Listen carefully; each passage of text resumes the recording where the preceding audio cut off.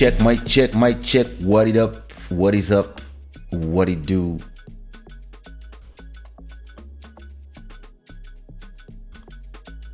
I like this sound.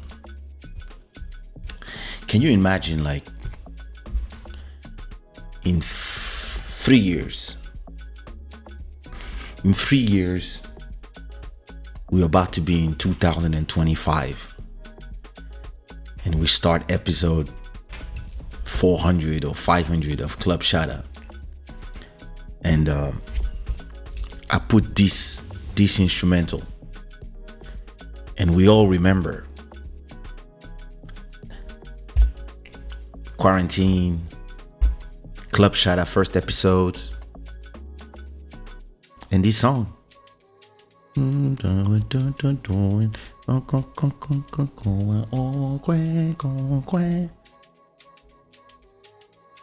That's when music becomes emotional, because music is part of music, a show. They become part of something that we all live together, the birth of something. And sometimes it's the birth of a career. Sometimes it's that song that goes with a breakup, a being together for the first time, of etc. And or it's a song that reminds you of somebody. That person is connected to that song. And this instrumental, this one and the other one, this one and also this one, those two, for me, they will always remind me of the birth of Club Shada. In the first 4 or 5 episodes, the name was Sushiraw Vibes. That was the name of the show. And then you guys decided. Who decided? I think you guys decided that, yeah, our name is the Shada Gang now. And I was like, okay, Shada Gang. And then the name of the show became Club Shada. So yeah, listen, those songs forever will be, part of this something. So that's beautiful. And I'm super blessed that not only my own songs have memories for me, they're tied to something. Like Everlasting is tied to me getting married. And that was the song that I used at my own wedding when the bride entered. But also this one is Club Shada, and some songs remind me of people too, and moments. And the most beautiful thing is that a lot of people have a lot of memories on my songs, and this is next level for me as an artist. That's beyond all that you could dream of. Like, it's the ultimate blessing. This show is brought to you by Shadawear and the Gods of Good Fortune. Welcome to all the new subscribers on the channel. 1,800 subscribers this month, or this last 30 days. So welcome Laura, Jefferson, Rabetrano, Fabrice, Marine, Orio, César, le Sultan, Angélique, L'éveil, Razafine Sowa, Lydia, Isabelle. Welcome. Be careful. Be respectful. The Shada Gang queens, they all have knives. Their boss, her name is Dalia, and they bite, and they cut you with a knife. Only if you're not respectful. As long as you're respectful, it's all good. You're welcome home. I want to give a warm welcome and great appreciation to our stream royalty, Sirène des Îles with $37. Thank you so much for supporting the show always, and also to all the sponsors who keep supporting this show and paying the bills, paying the internet bill for this show, and reimbursing this expensive camera and lens. Thank you so much for your participation, and never hesitate, never feel that $1 or $2 is not enough. Listen, if that's all you can give, don't worry, super chat. If 200 people gave $2 every episode, that would be 400. And well, if 200 people gave 100, that would be nice. But hey, we'll get there. We'll get there. In the meantime, thank you to all the sponsors of this show, and I can't wait to have special stuff that I will do soon.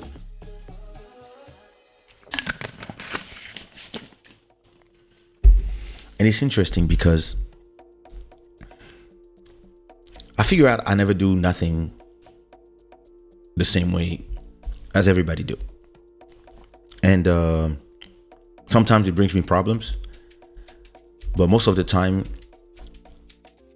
people understand that I'm right after a certain amount of insulting me or preventing me from doing what I have to do. At a point, they start saying to themselves, "Hey, yeah, fine is what," or they don't say I was right. They just pretend they invented the things. So that's hey. Thanks a lot, Matt Music. You guys owe me a song. The beat is coming soon. Yeah, we got things to do. A lot of things to do. Wow. Why do I feel drive to drinking this thing?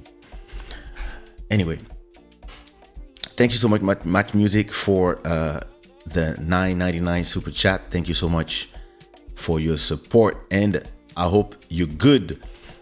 Queen Juju Zhao, I hope you're doing fine. I hope your time alone in the house was fruitful, and that you didn't just did like me and just enjoy the silence and rest. What up, Charlene Rokaya Njai? I said it well this time. I'll just say Charlene now. I hope you're good. Rosabelle Bush Fly. Comment ça va? How are you? You good? Listen, I want everybody. He's not here. He's celebrating. But he'll see that once he's, I want everybody to give me the cake emojis to celebrate today's birthday. Today is the birthday of my cousin, Mountain of Inspiration, who's even on his birthday, he's live doing like live streaming every day an hour. That's amazing. Go to his channel. And today is his birthday, so everybody in the chat, give me either rainbows or unicorns or cakes for Mountain of Inspiration. That's his birthday today, and we love you, Mountain of Inspiration. What up, Michelle? How are you, brother? Lil Maro, what's good, bro?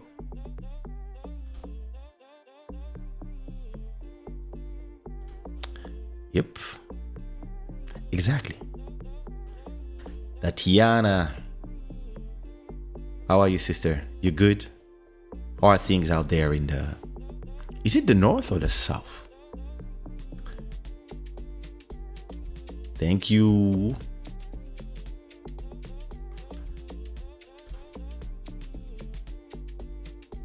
Nah, what? In bed also. I don't want to know. I don't want these details. Because, listen, I'm a visual person. So when you give me details, I see things in my head. What up, Ralphie? How are you, brother?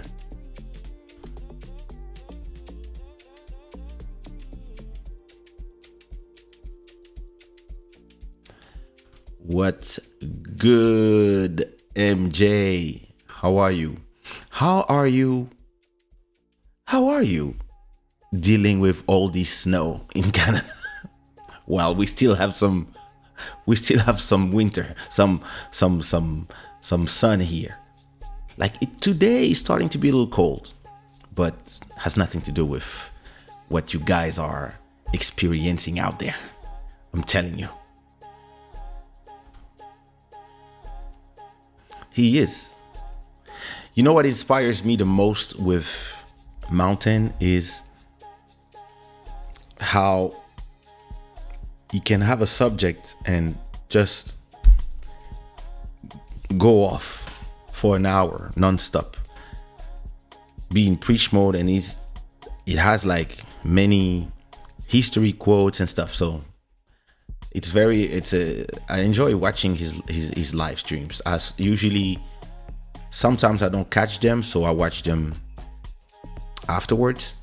But yeah, it's very nice to be able to see the energy. It's a very contagious energy.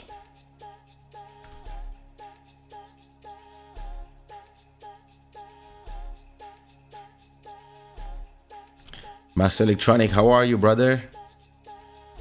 L'homme le plus beau de la Suède. Non, le Congolais le plus beau de la Suède. Car, quoique on sait jamais. I have to check. Exactly. Yes. The only thing I would change in his channel is the camera, because it always he does this all the time. It's always trying to, or maybe there's a setting in the camera. You don't need to change the camera. There's just a setting in the camera. I have to talk about this to him. I have to call him and talk to him about this, but he's probably celebrating his, but let me see. Let me see what he's doing, because we're not here. Hey. Enjoy. Thank you for him. What's good, Lane? Diana, how are you?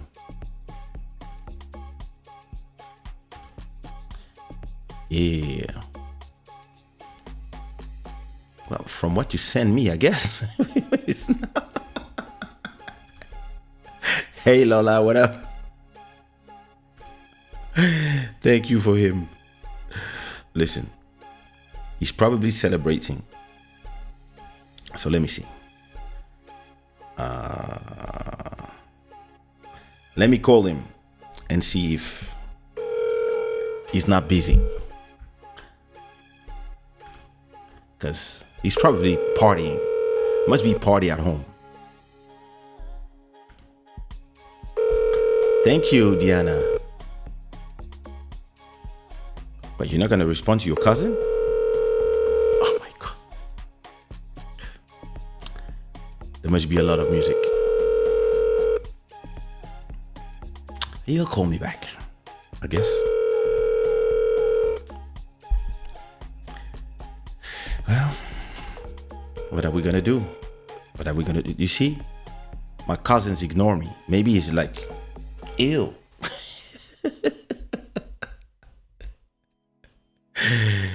Let's see if he calls me back.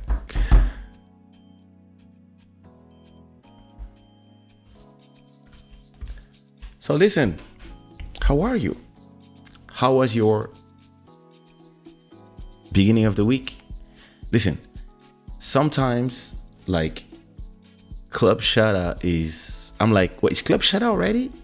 I just feel like I just finished one episode, and yeah, it's interesting. It's interesting, but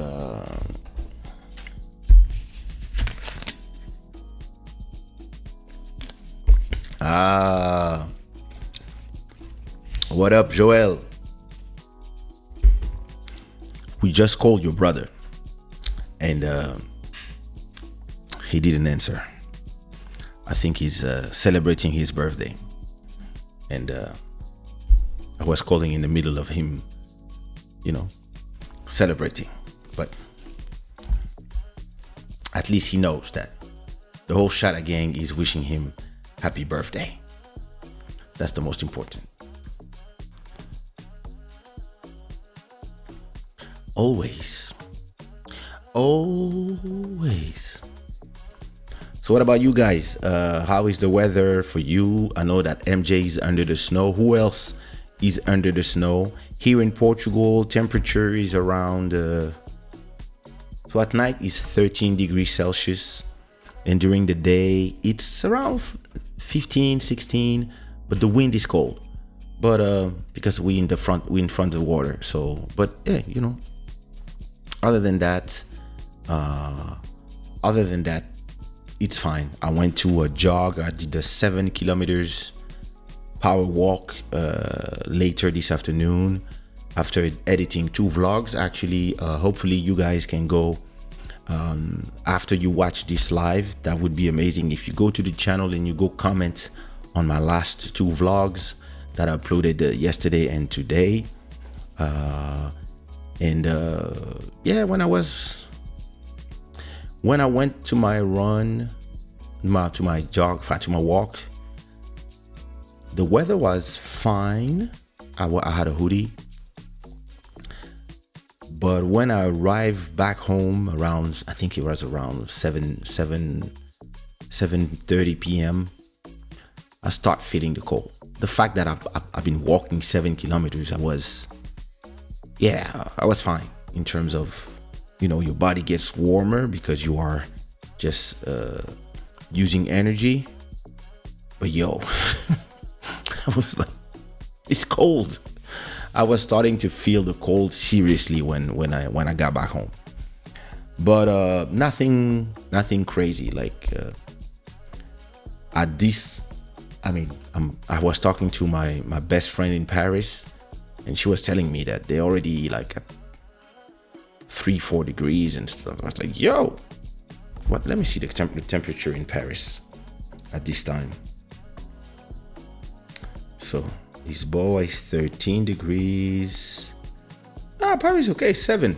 It's still way colder than here. Ooh, Brussels. Aye. London, 6, same thing. And New York, same temperature as here. Brazil, São Paulo, 24. This is a good time to go to São Paulo. Where? Ooh, Montreal. Yeah. Starting to be cold. And it's going to be -4. Damn. Bangkok, 29.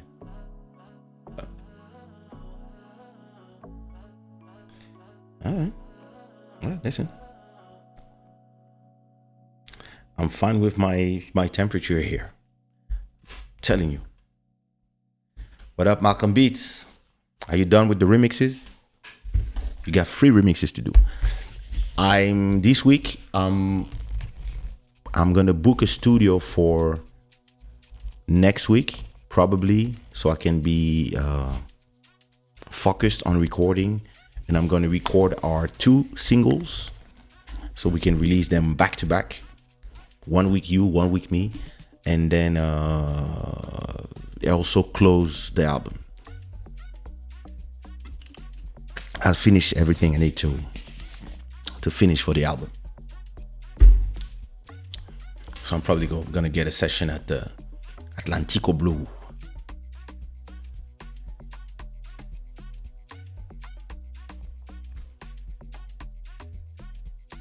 But trust me, I am. I'm staying warm. But that's the thing, the weather sometimes can fool you, because today, for example, there was super blue sky and it felt hot inside of the house. So when I came out,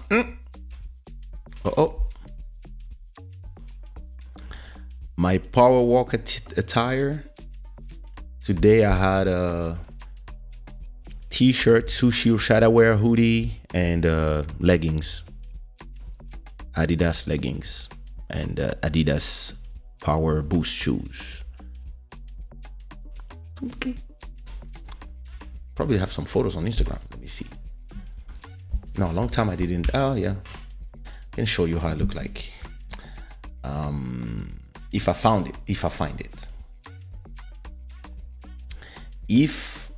find it, because I have so much content that I might not find it quick on my Instagram. Let me see. I know that I had it somewhere, but to find it's gonna be another story. But I remember there was a picture of me and my daughter, because I took her from school just after my walk, and there's a photo somewhere, but I'm not gonna find it now. I don't think I'm gonna find it on my Instagram. Let me see.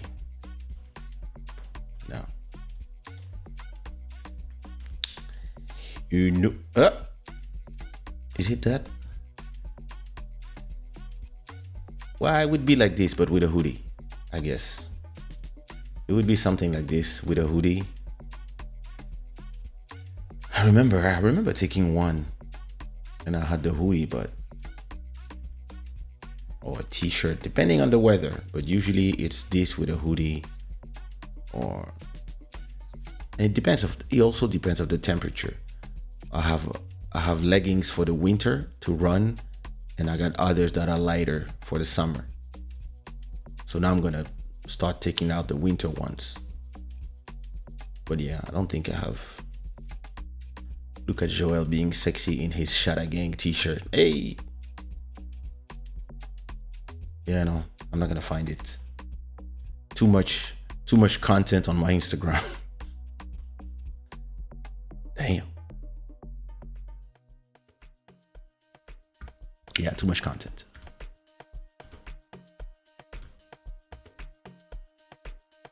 Hey.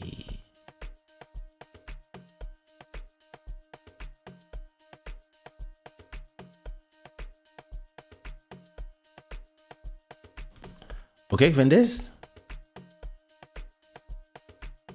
Oh, carta som.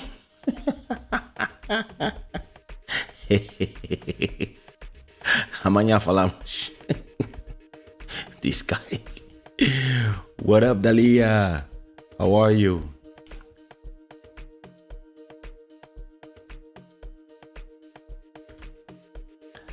That's a good listen. Shadawear has some brand new stuff. I have to actually go to the Shadawear Instagram and add them tomorrow, because I have some nice new stuff. I've been designing some nice stuff. I decided to do a collection of sweater. So those are the first 3 ones. I'm gonna do more. I'm gonna do some stuff that is, it's gonna depend, but those are the first 3 ones. So I got this hoodie that does this, Shadawear, and in the back it has a huge Shadawear logo and some roses. So I just ordered them. I can't wait to receive them and see how they look like. I have this one that just says Shadawear. It's a pink fuchsia-ish, and in the back it has the gods of good fortune and some nice, the Club Shada icons actually. I really like this one. I can't wait to receive that one. I can't wait to wear it. And then the last one that I did today, I wanted something darker, so I did this one. It's called the gods. It's good fortune. So this sign means the gods of good fortune. It's the same that you see. It's the same that you see here. Oops. It's the same that you see here. It's the same sign. It means the gods of good fortune. And so this says gods of good fortune in here, and on the sleeve it has the Club Shada icons. on the sleeves here. And then in the back, it has the Shadawear logo, but a big one, huge one. I really like those three addition to the thing. And I'm gonna do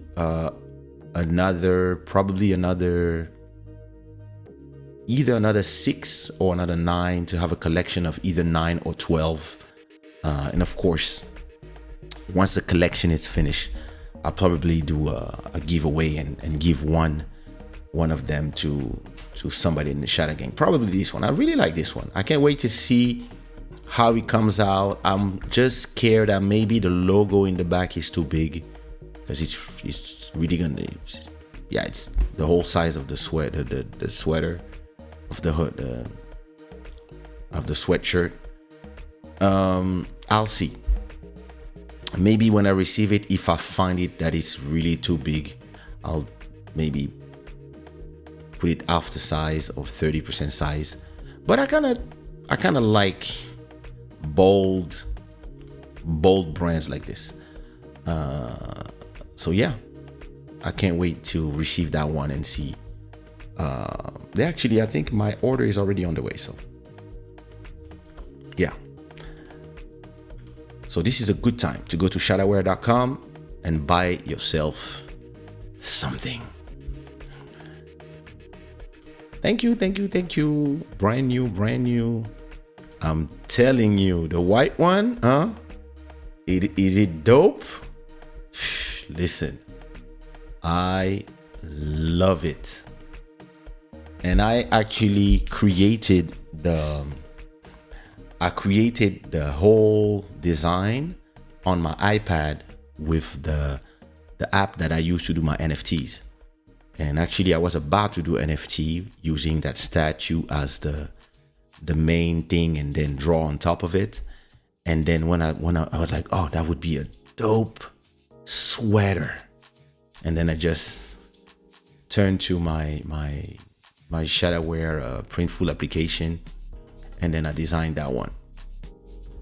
I really like this one, and I can't wait to see to do the rest, because I want to do another white one with ideas that I have in my head that I've been, I'm gonna do this. But usually I do hoodies, but this time I really want to do sweaters. So it's just gonna be a collection of 9, and I can't wait to finish them. Yeah, this one is dope. I'm not that bad, I have to say.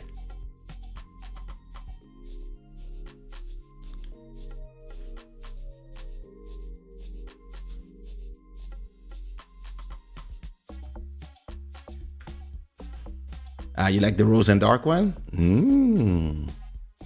Nice.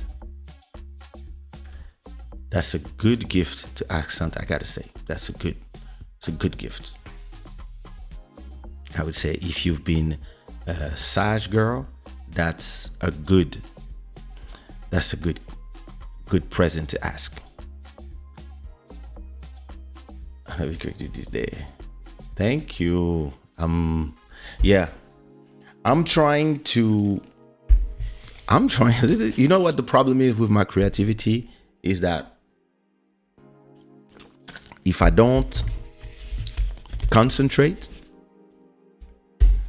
I get so creative that one day I'm on my Shadawear, the other day I'm on my album, the other day I'm on my painting, the other day I'm on this, and I need to focus, finish the album.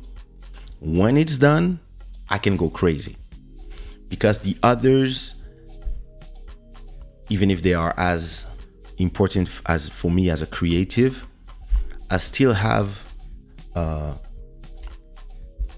the freedom of them, because they are not my main business yet. I mean, the NFTs were good. I made in 3 months, I made a lot of money in 3 months. But I still want to finish the album so it's done and it doesn't like stick in my head. I really want it to be out before the end of the year. Even if it's the last week of December, it has to come out. So I probably will finish it this week. I'll probably start uploading everything. I'm waiting for the cover art. And if it doesn't come out December, it's going to be first week of January. But I really want it to come out in 2021 so I can close the year with this album.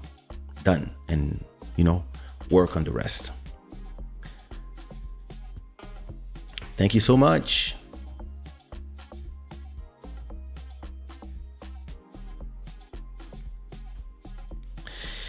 You should say so. You should say so. Thanks a lot. So, let me see if there's something in the news that I wanted to talk about, or if I can go directly to my subject. I have to wake up early tomorrow so I can work on the album. But where's my...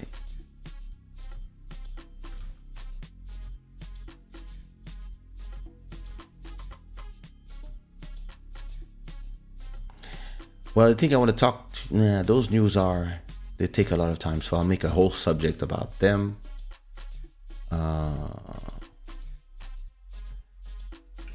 I just want to say something about the news that is interesting. It's that, and we'll see, right?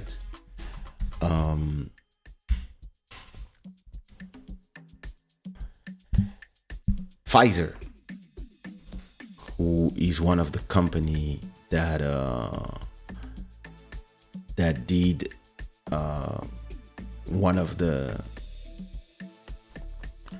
vaccines, they finally have released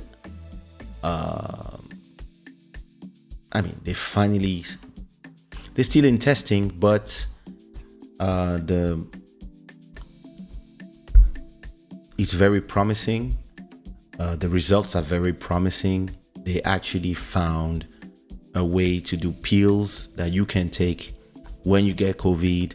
Just like if you had the flu, you can take anti-grippine when you have la grippe, flu. You can take some medicine for 3-4 days and then you're fine. They are really testing, and the results are like 80 or 90% positive on the test for now. So we'll see if they get approved. If they get approved, it's going to be amazing. And even if you don't have a vaccine, if you get COVID and you get sick, you take those pills for 5 days and you're fine. So we'll see. That might be, these plus vaccination might be for those who want to get vaccinated, but it's great that there also is, if it works, a solution for those who don't want to get vaccinated. They can take some pills and, so 2 new COVID pills are almost here, and they could be potential game changers for ending the pandemic.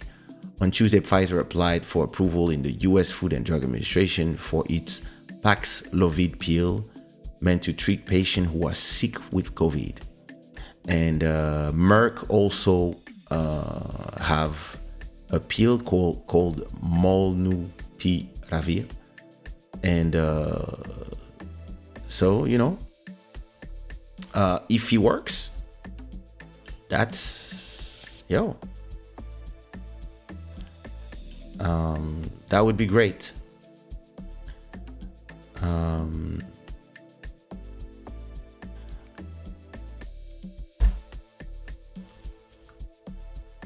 So I guess we'll see, both drugs trial focused on unvaccinated people, who are roughly 29 times more likely than fully vaccinated people to be hospitalized with COVID, according to a citizen. Regardless of the pill approval status, experts say that unvaccinated people should still get vaccinated. It's far more important to prevent infections than to treat the disease.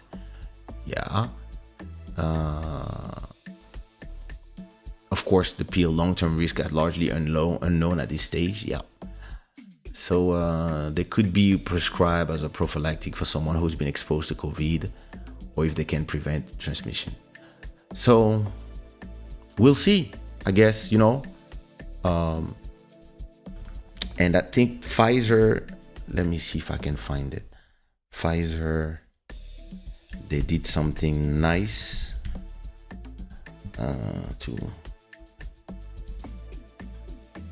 it's not to offer the patent.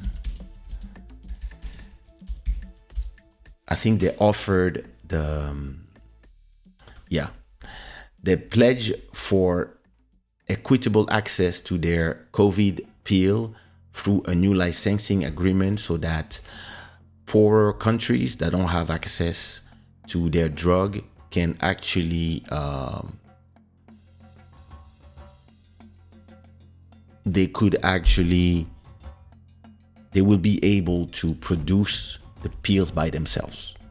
So that's amazing for countries that don't have as much money, because they do those medicine like the vaccines, and there's so much money to be made that people protect their patents.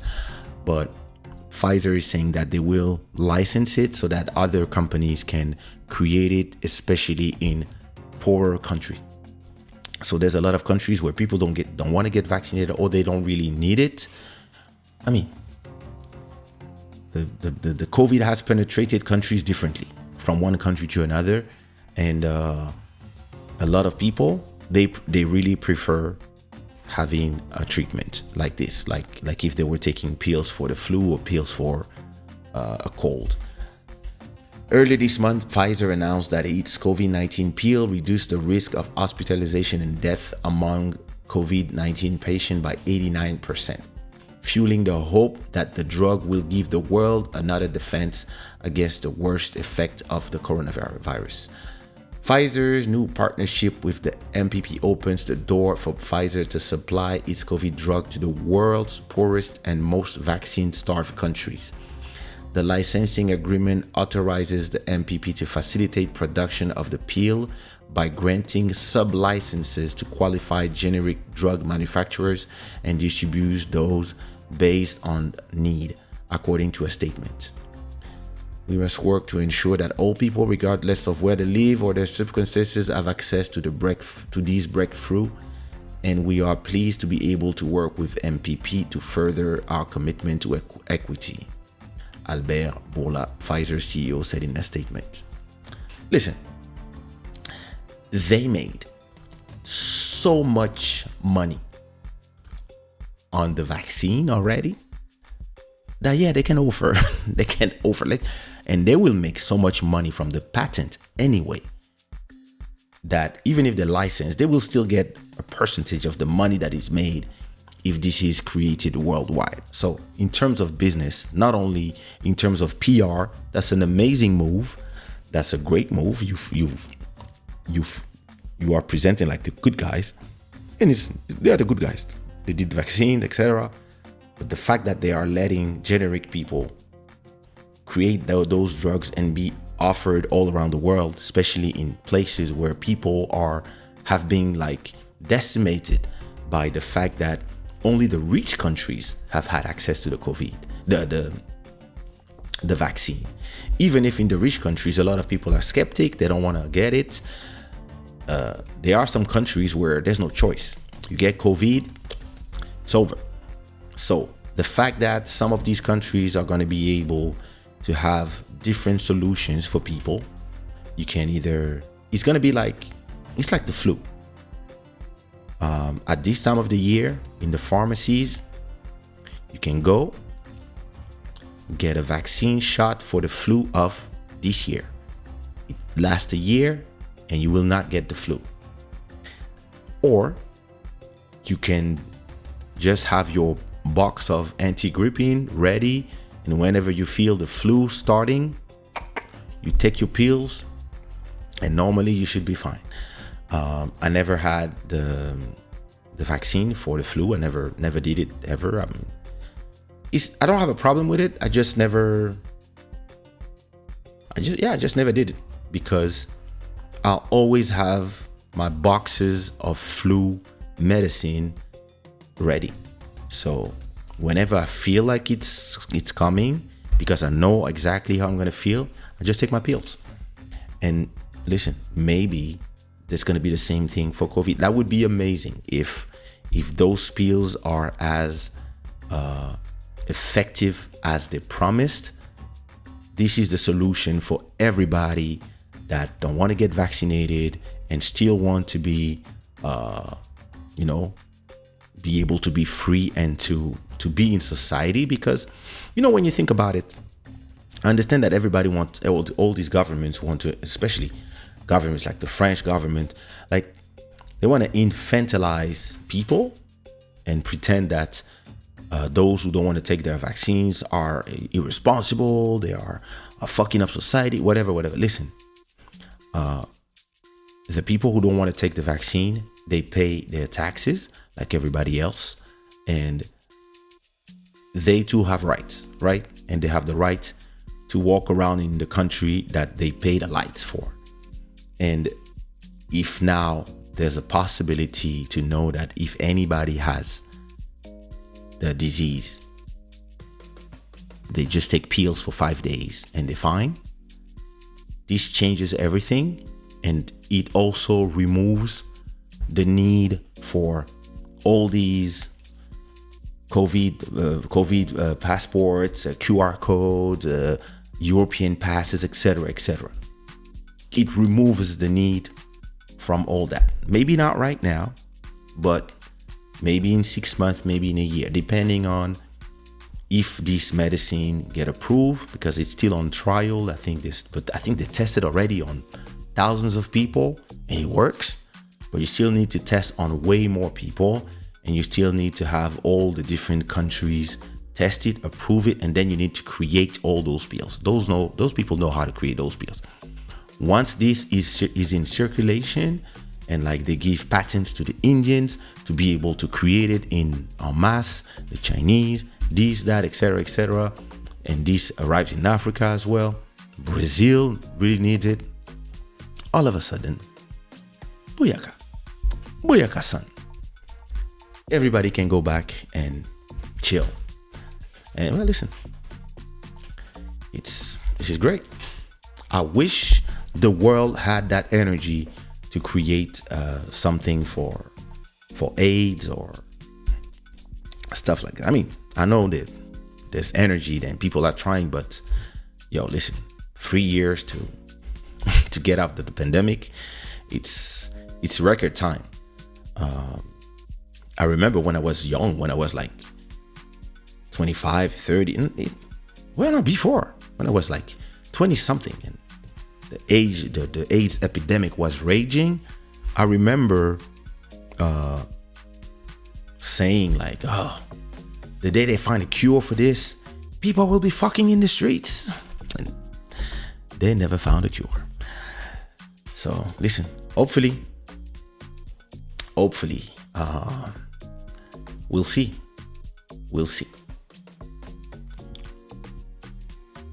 My lips are dry. Damn, I need nothing here. Too far. Yeah, that's good news. Listen, Malcolm, you remember being in the hospital, you and your sister? Listen, that was scary, right? Imagine if all you had to do is take some pills, goop, goop, goop, and you were fine. Listen, hopefully, Yeah, I heard that. I saw the video about the news, but I didn't click on it. But I heard that it said a fifth quarantine is a possibility. That's crazy, because I didn't see the numbers here in Portugal. For those who are afraid of needles, well, I'm not. I have tattoos everywhere.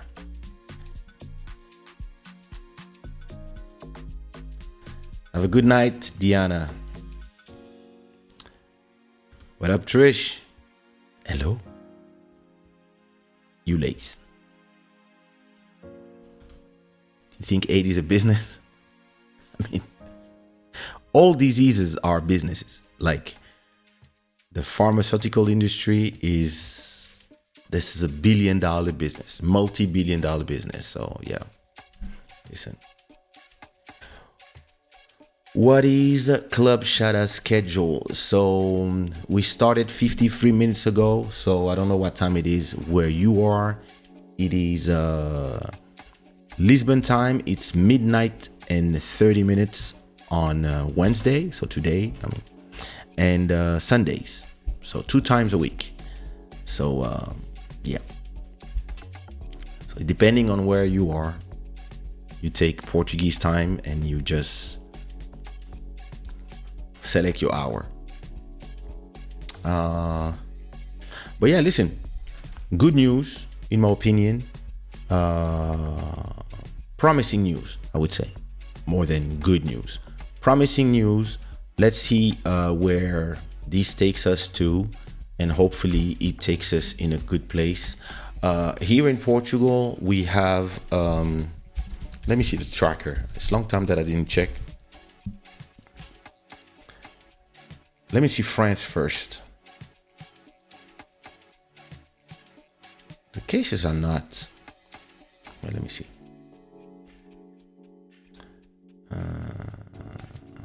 Where's this data coming from? Let me check where is my good place for COVID tracker. Whatever. Hospitalizations are not going up in France. Let me see.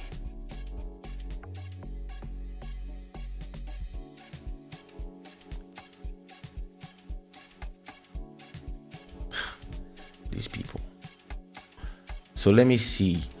In France, we got. So that was, when was that? That's 2020. That was the highest one. And then it went up again in March 21. Then there was this wave in August. 30,000 new cases per day. Okay. And this is now, it went back down and now it's going up again. Oh, 20,000 cases. Okay. Well, what about hospitalization? That's what I'm interested in.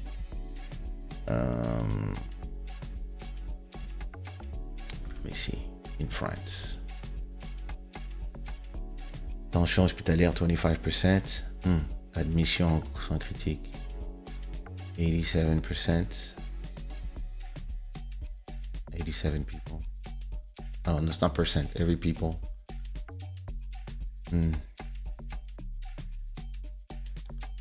Yeah, that's a lot of people, huh? Okay. It's going up a bit, but I don't know if it's compared to before. I cannot see on this one. Let me see in Portugal.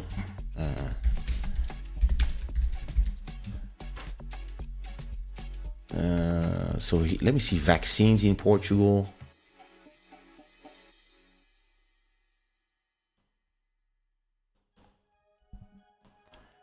So here we have 15 million vaccines, meaning that I think we passed 85% of the population, because we are 9 or 10 million.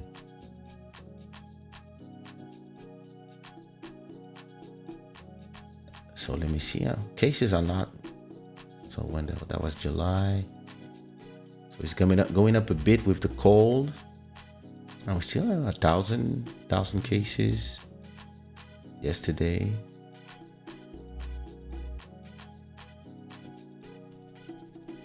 What about let me see. COVID tracker.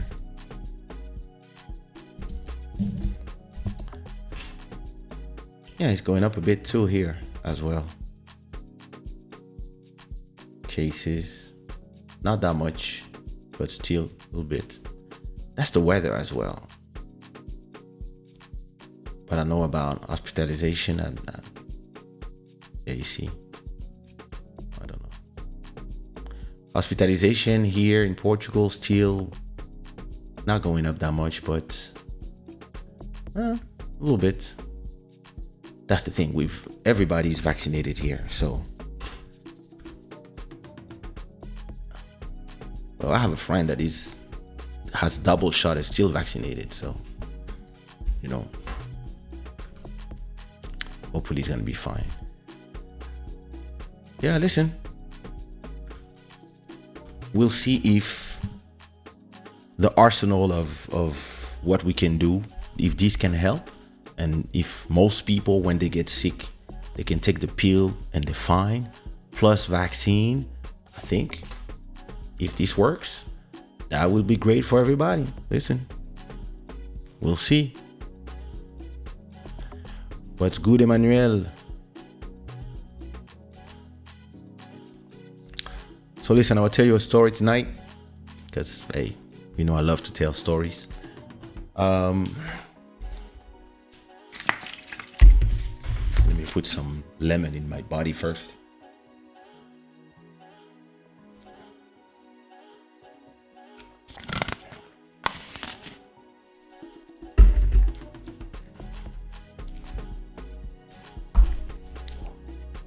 I probably talked about this before, but I want to talk about it more in depth, because it took me kind of a while to understand. There's something that I do, I love to, and I love it about me, because when I do it, I realize that I'm doing it. Sometimes I don't finish my sentence and I already start another sentence, but I'm talking about the same thing, but I don't finish my sentence, and I just did it. And every time I do it, I'm like, finish your sentences. But anyway, now I lost myself. I've realized, I'm gonna do it again. Decent Shadow, what up?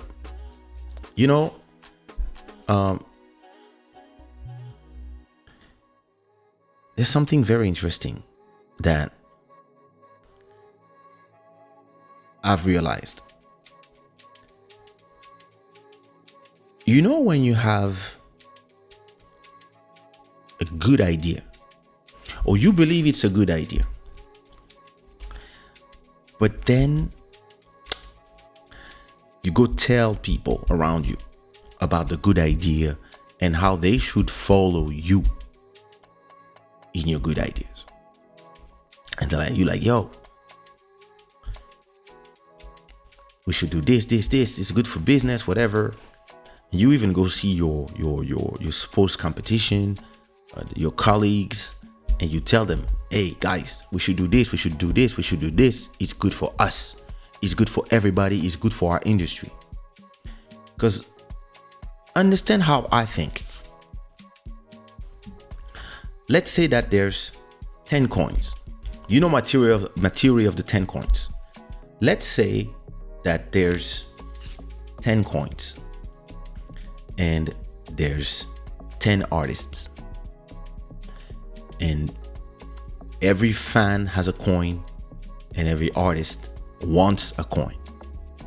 Let's say the first fan is in love so much with artist number one that, let's say the first 4 fans, they all give their coins.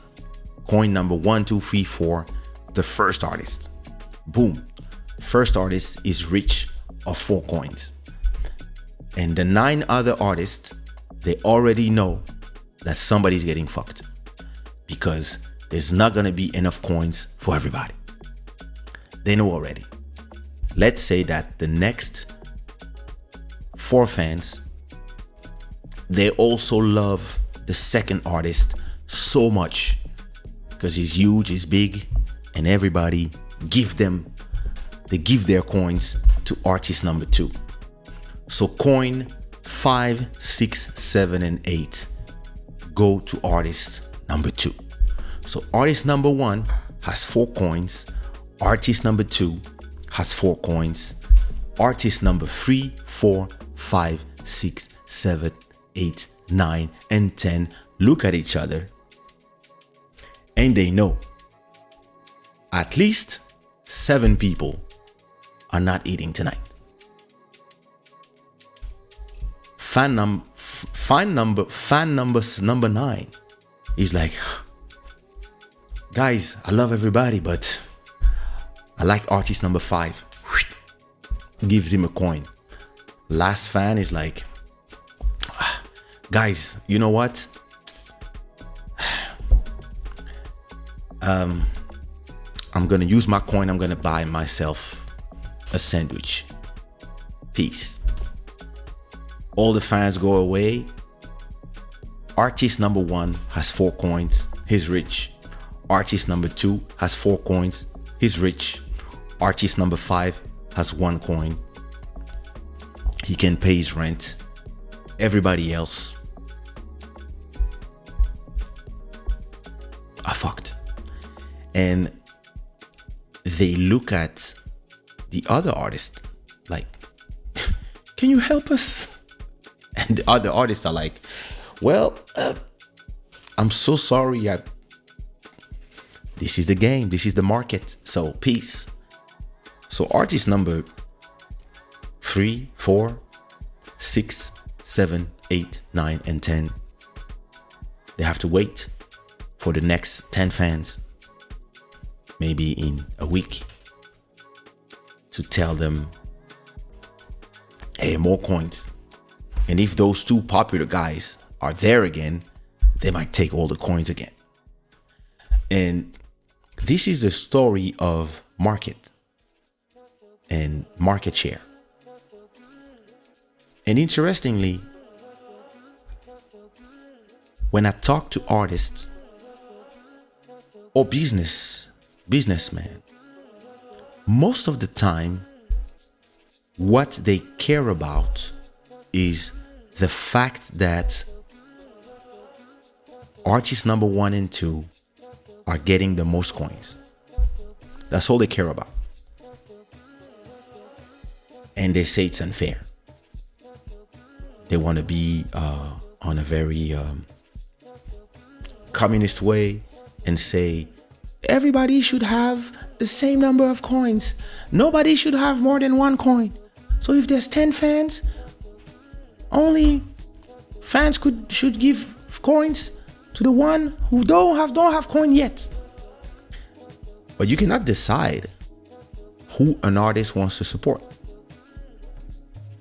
If somebody likes Kaysha, maybe the 10 fans, if they arrive and they're like, oh, Kaysha is here?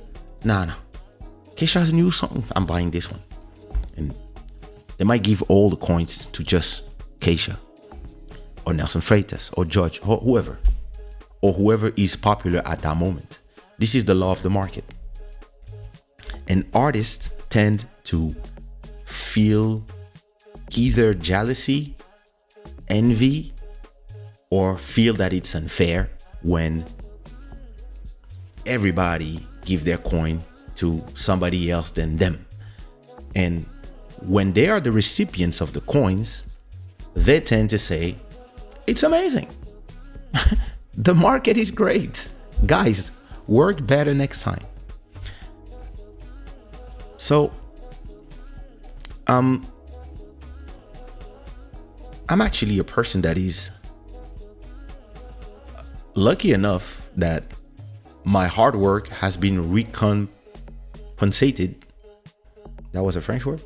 Anyway, I'm lucky enough that my hard work has been rewarded by enough fans giving me coins my whole career. I've never been one of those guys who's waiting to be called to do a show and I don't have a show when everybody else has a show. I usually had not only shows, but also sold albums and etc. etc. Why? Because I kind of understood that I wanted to be everywhere where there's coins. And if there was not coin there, I would get coins there, etc. etc. And I made my market big enough that when coins were rare here, I could go there. But one day, I found a solution. I found a solution for the coin problem. I found a solution. And I wanted to tell all the artists, I found the solution to the coins problem. And I told them, listen, if it's 10 of us and there's 10 fans and every fan only has one coin, what if there was 30 fans and each fan had a coin, and even some of them were wealthy fans, had 2 coins or 3 coins?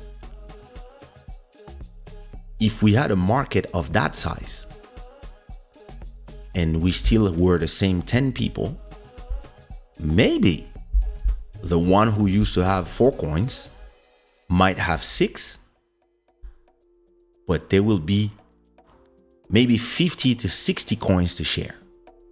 And maybe every fan would have enough coins to not only give to the artist that they like, but also to somebody they just discovered and somebody they want to support.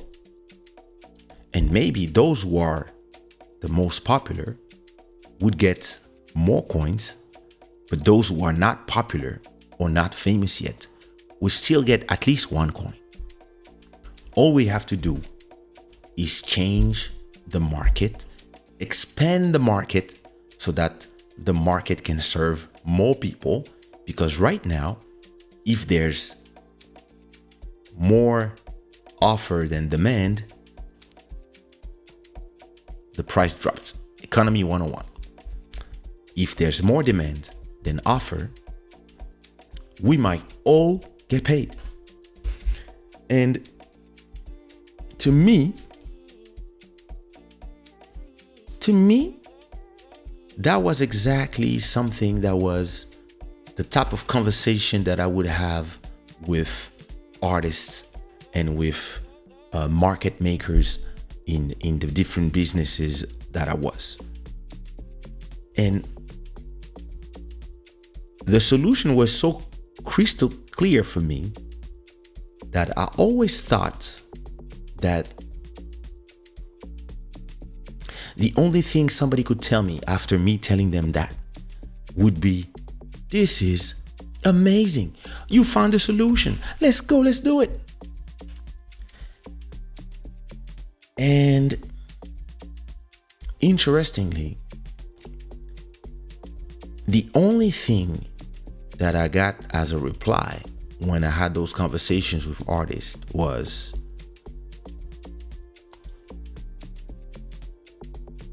the big ones were not trying to be the same as the small one. Meaning that the artist who would get 4 coins would tell me that they don't want the artist that has 0 coin to have 4 coins, because it would mean that he's the same as me. I want to be the only one that has 4 coins. And I want them to have 0 coins.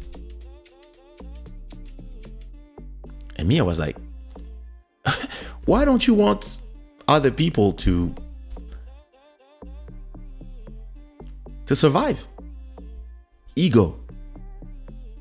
They happy knowing that they are the big ones. They are on top. And they actually prefer a market that is small rather than a market where everybody is big, because they don't care about the survival of the others.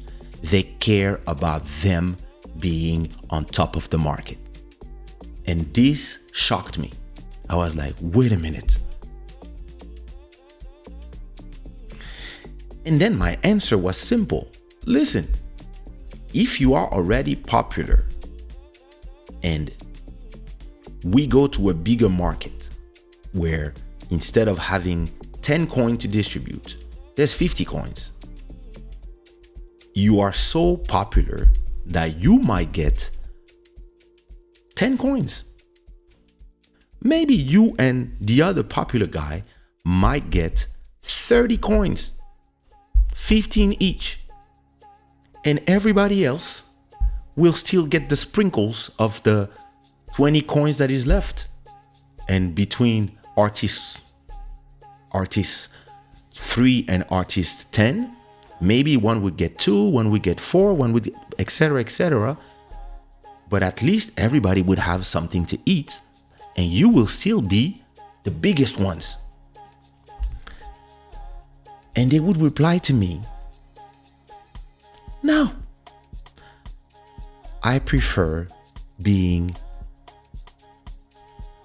a small fish, but the biggest small fish in a small pond, instead of going to the sea where I'm nothing. What's wrong with these people? And I was like, what's wrong with you guys? You can be a giant, the biggest shark in the sea, or you can be a whole island if you want. And you prefer being small as long as you are bigger than the others. So you value your success in comparison to others. I don't value my success in comparison to what the other people do. I don't care what they do. If it works for them, it works for them. If it doesn't work for them, I'm sorry for them. And I hope that it will work for them. I love seeing other people succeeding. And if somebody makes more money than me, or has more success than me, or if I walk somewhere, people don't recognize me, but they recognize the other person, I don't care. I'm happy for him or her. But there's so many artists or people in general in life that they view success in comparison to other people, that they can't fathom the idea that you would have more success than them, or even that you could have a little bit of success and become a competition. And that maybe now that you have 2 coins, you can invest your money to have a better video and whatever. And now maybe next time you have 5 coins and they have to share the stage with you. What they want is to be alone on the stage. Even if the stage is small, they prefer being crammed between the 2 winners on the stage rather than have a bigger stage for everybody. And even if on that bigger stage they become huge, they don't care. They don't want you to survive. And this is when I realized that I have an executive mentality and they don't. Because the executive mentality of people like me is that we always want the playing field to be bigger, better, because we realize that even if it makes more money for other people, which is great for them, and even if I don't care, it's still great for them, it makes more for me. And like I said before, a lot of people, they want to be in the stadium to play, to become the best player. Me at a point, once I've been the best player for 10 years, my next goal is to buy the stadium. Even if I buy a small stadium, instead of just making money from being a player, I will make money from every drink we will sell in the stadium, every hot dog, chips, sandwiches we will send to the stadium, every ticket we will send from the stadium, the VIP places, the parking spot, all this will generate way more money than if you were just a player. So since the big one were too selfish to let the small ones become something, I said to myself, let me have a conversation with the small guys. Maybe they will understand what I say because it's actually good for them. And to my surprise, the small guys, the ones who had 1 to 0 coin, they were only interested in having more coins than the other guys so that they could be the ones. And some of them just wanted the bigger ones who had more coins to have 0 coins. They just wanted to kill them. And I was like, well, I guess nobody understands what needs to be done. So one day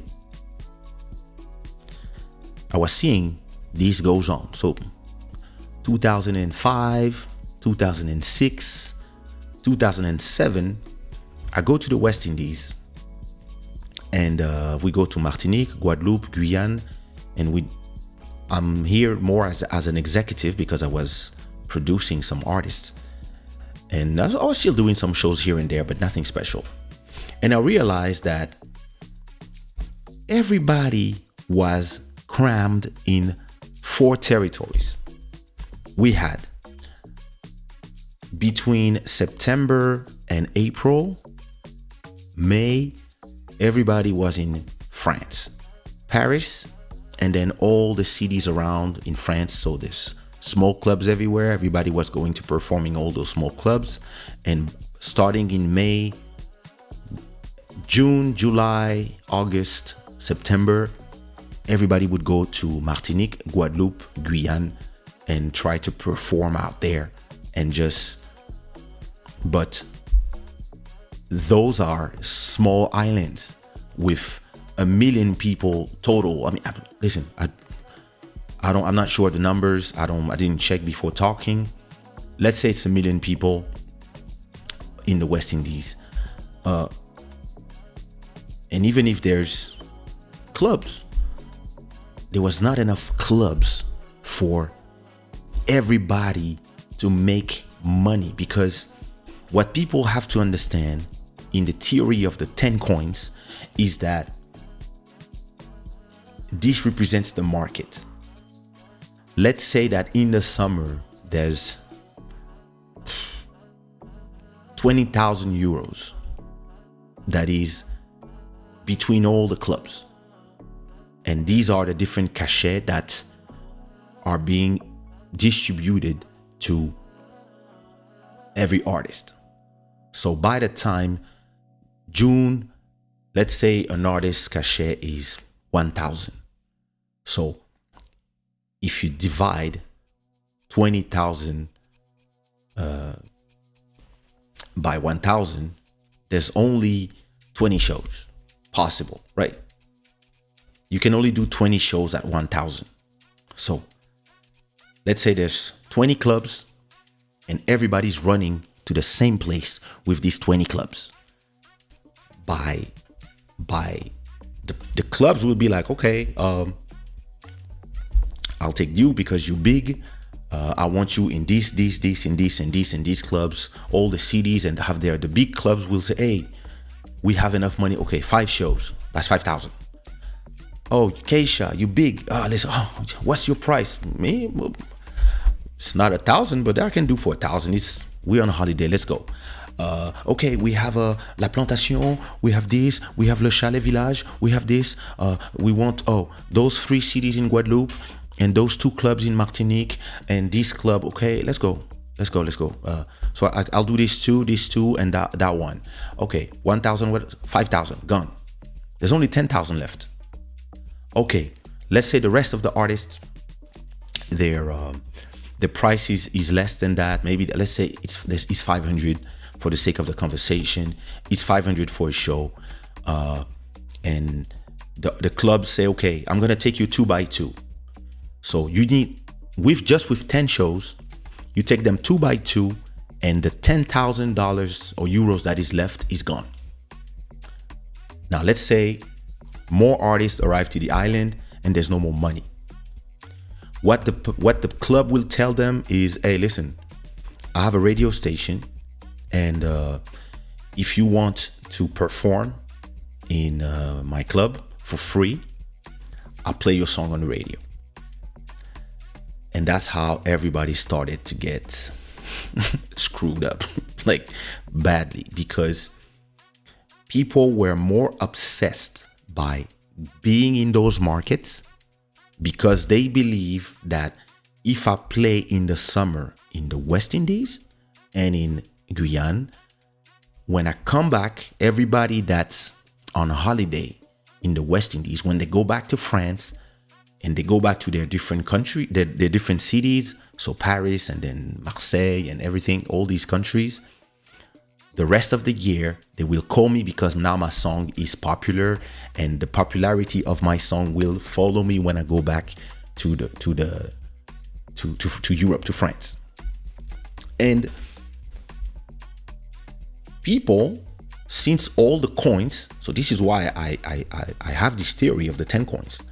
Once all the money of the market has been distributed to all the main artists, what is left is crumbles. What is left is promo shows.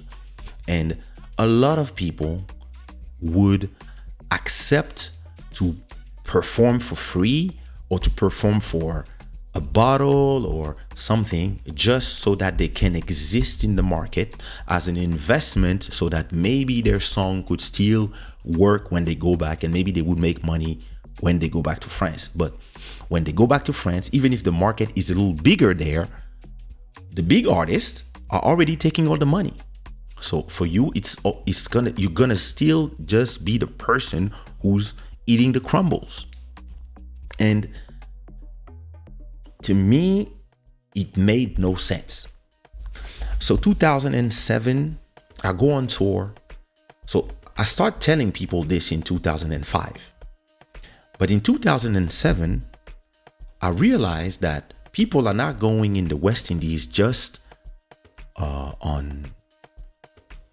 in the summer.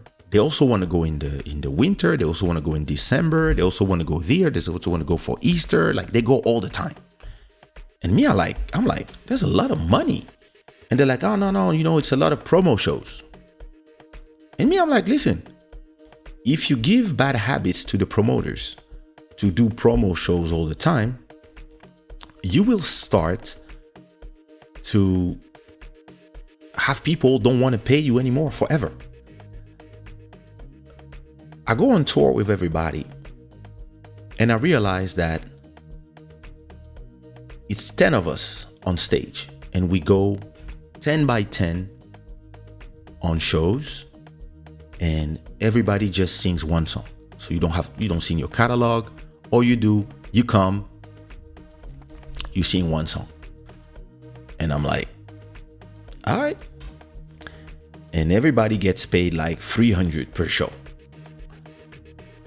And they do like, so to make money now, to make 3,000, you have to make 10 shows.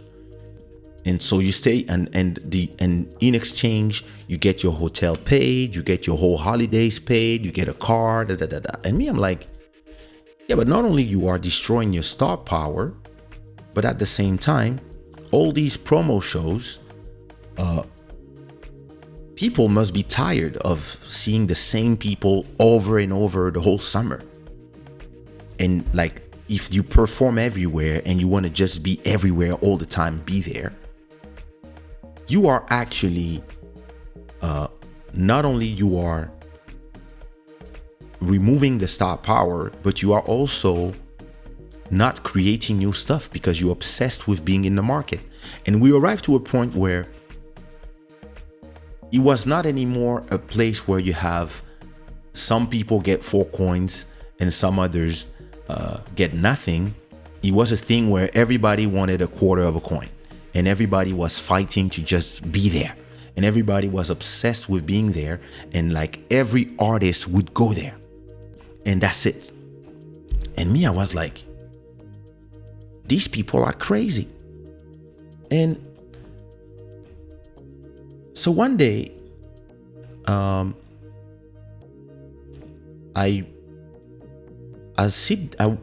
go to, so that was the last time I went to the West Indies. So I go to the West Indies.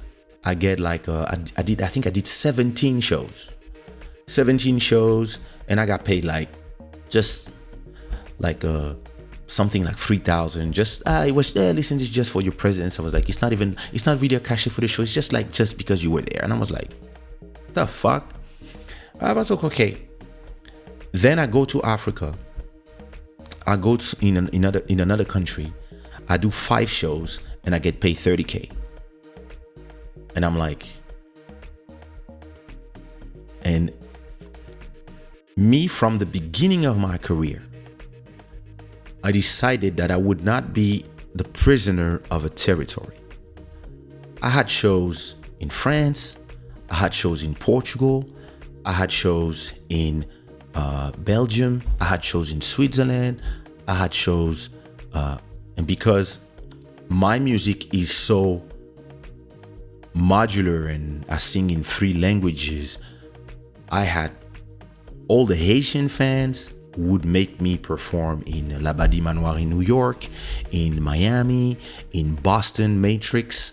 All the Cap Verdean fans would make me sing in Cap Verde, in Portugal, in the Cap Verdean parties in France, in Rhode Island in the US, with DJ Mastermind that is here, and then all my Congolese fans would make me perform in the Congolese clubs and in Congo, and all my Cameroon fans, I would go to Cameroon, but I would also go in Germany when there's a lot of Cameroon people, in Houston when there's a lot of Cameroon people. All my Angolan fans, I would perform in Angola, but also in Portugal, but also in London when there's a lot of Angolan, Stratford, or at Leeds where there's Portuguese people. Like, because my public was so diverse, and my market was so big in terms of how many places, it didn't mean that my price was better than others. It just mean that I was not receiving a coin. I was receiving blue coins, red coins, green coins, coins from everywhere. It was still coins, but where some people were fighting for the same territories, which were France, West Indies, and French Guiana. Me, I was like, whenever there was a lot of people somewhere, I would go the other way. And whenever I would have done a lot of shows in France, and I would be like, people are tired of me, I would completely tell my booking agents, no more shows in France. Start booking me in Switzerland, Belgium, while France, we're letting them miss me. And I would do Belgium, Antwerp, Germany. I would do those places. And then I would do Portugal. I would do a whole year only shows in Portugal. I would come to Portugal every week and do all the cities in Portugal, all the clubs. When I would done doing this, I would be like, okay, no more Portugal for at least 2 years. Let me go to all these Portuguese people. They all go on holiday this summer. Instead of going to the West, let's go to Cap Verde. We would do Cap Verde. We would stay a month in Cap Verde, do every island, and then another month Angola, and then and do every province, and then another month go to Mozambique and do every city of Mozambique, and just go take a plane, perform, blah blah blah, etc., and then would come back to France and do say no shows for two months because I need to create more content. And I would create a new album, etc., that I would have written when I was on tour. And because I had new content, new songs, new hits, then maybe France would start calling me, hey, you have new song, can you come perform? I will like, nah, not yet. You're gonna wait a little bit. And then I would go to the US. My market has always been, I always thought of my market has to be huge so that I can't just go from a market to another. And I created my music with this idea. I don't want to be fighting for 10 coins with 10 people. I'd rather be fighting for 10,000 coins with 10,000 other people, but at least there's more chance to do something. And at the same time, I was producing artists. So while they were fighting to get their coins, I would make money from them fighting because I would sell their albums. So I was starting, like by 2003, I was making money not only from shows, I was making money from composition for other people, writing for other people, but also publishing other people, but also selling the CDs of all my competition. So sometimes people would tell me, oh, this artist is in your label? I would say, yeah, why? Oh, they're selling more than you. I say, yeah, they sell more than me. And they would be like, ain't you pissed? I would be like, no, everything is going in my pocket. If I sell 30,000 CDs and my artists sell 40,000, I sold 70,000. That's how I see it. So because I had so many, I already was doing so many things in 2003, I was actually making already more money from selling CDs, publishing, writing for other people, composing for Nelson Freitas, for all these other artists, that I actually was not obsessed by the 10 coins from the shows. I was like, hey, listen, if I do a show, cool. If I don't do a show, I don't care. But the worst part was I was doing so many shows in so many countries that at a point, I sat down with an artist, actually 2 artists. I sat down with 2 girls and they were crying because I think it was 2008 and the 10 coins became crazy. At that point, everybody was obsessed with just being there. It was not even about money anymore. In the Zouk market, it was not about money anymore. It was only about, I want to be there so that I exist. And everybody was not only fighting between each other, in competition with each other, hating each other, and at the same time fucking each other. It was a mess. And one day, I took one artist I was working with and I told her, listen, we are in July. Where are all your competition? Every artist that you compete with, where are they right now? And she was like, they're all between Martinique, Guadeloupe, and Guyane. I was like, okay, so in the summer, everybody's there, right? And she's like, yes, everybody's there. So I guess everybody's fighting for the 10 coins that are there. And she was like, yes. And I was like, so what do you think happens here in France, or let's say in the north of France, where it's even in the summer, it's not as sexy. There's some cities that are not sexy at all. What do you think happens in those cities while all you guys are in the West Indies? And she's like, well, everybody is in the West Indies. Everybody is on a holiday. And I was like, so you believe that all the clubs that are in Lille, in Roubaix, in Valenciennes, in Amiens, you believe that all these cities are empty? There's nobody and the clubs are closed? And she was like, I never thought about this. So I was like, listen, let's do a calculation. Let's imagine that while everybody is out there performing in the West Indies, you call all the clubs that are in north of France, in south of France, and Marseille, and you call all the Cap-Verdean clubs that are in Nice, Cannes, all these places, but not when when everybody's on holiday.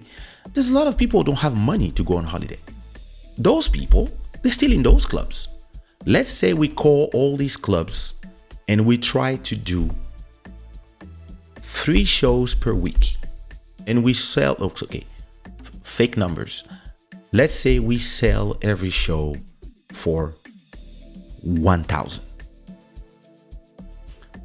Small, simple thing. We find somebody, every show we do, we give that person 200, you keep 800.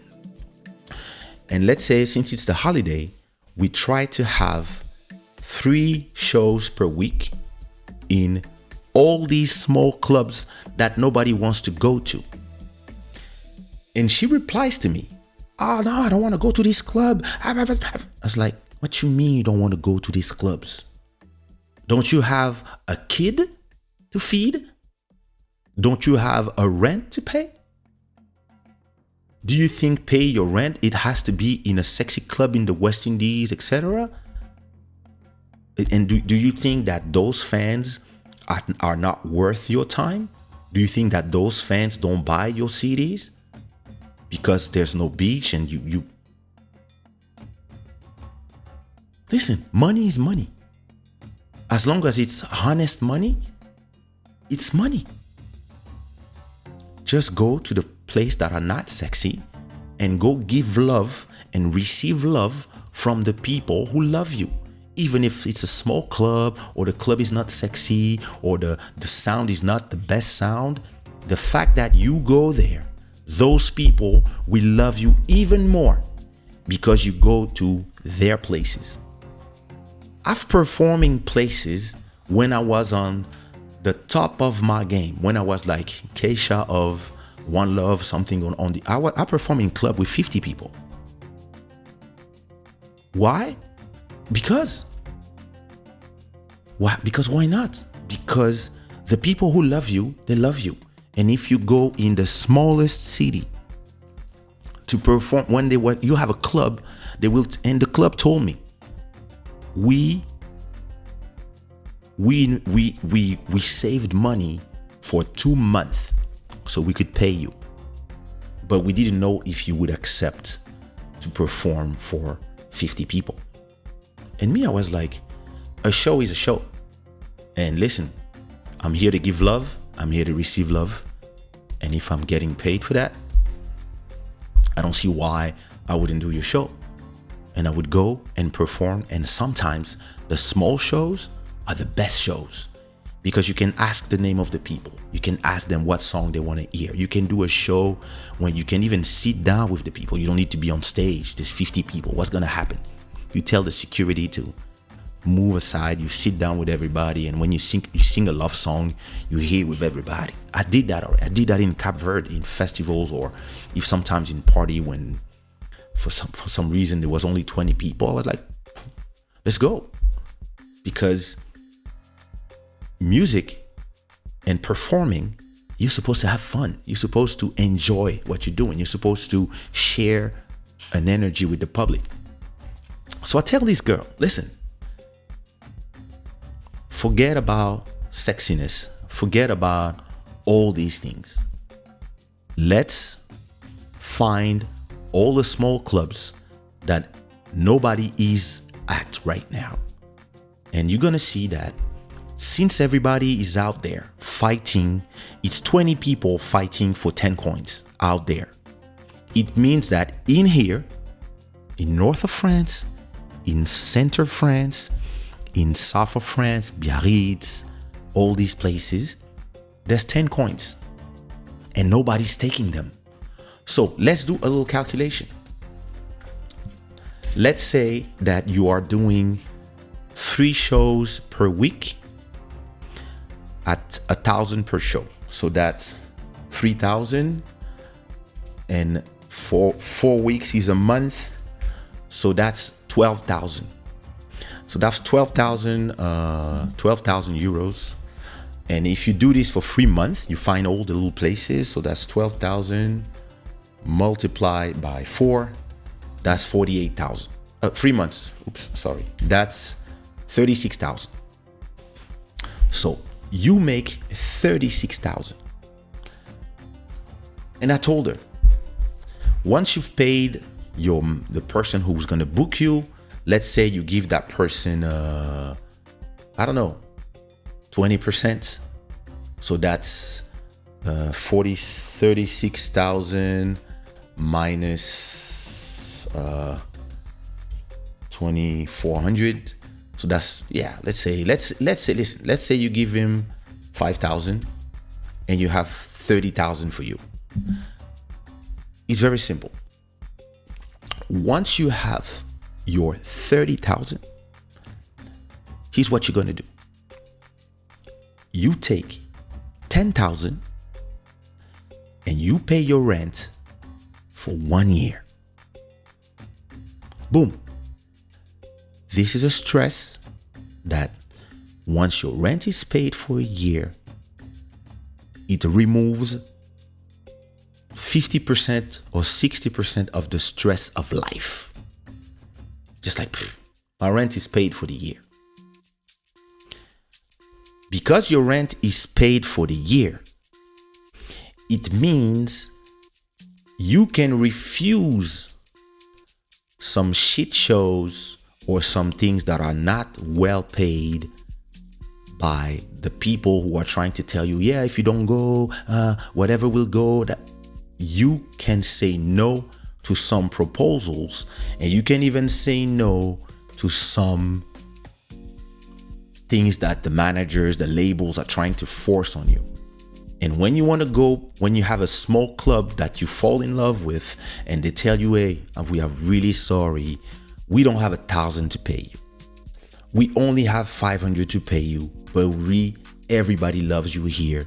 And we would love to invite you, even if you sing just one song. You can tell those people, you know what, pay me my hotel, pay me my train, and I'll sing for free because I want to see those people. And maybe if you sing for free at that place, maybe there's 4 or 5 people who are there who will tell you, wow, I want to give you double your price because you came and sang here. Because you've been an amazing people. I have this club, and listen, all these things I'm telling you, they happen to me. So I tell that person,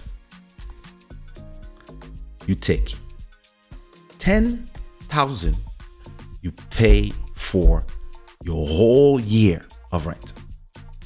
You still have 30,000. You still have 20,000, right?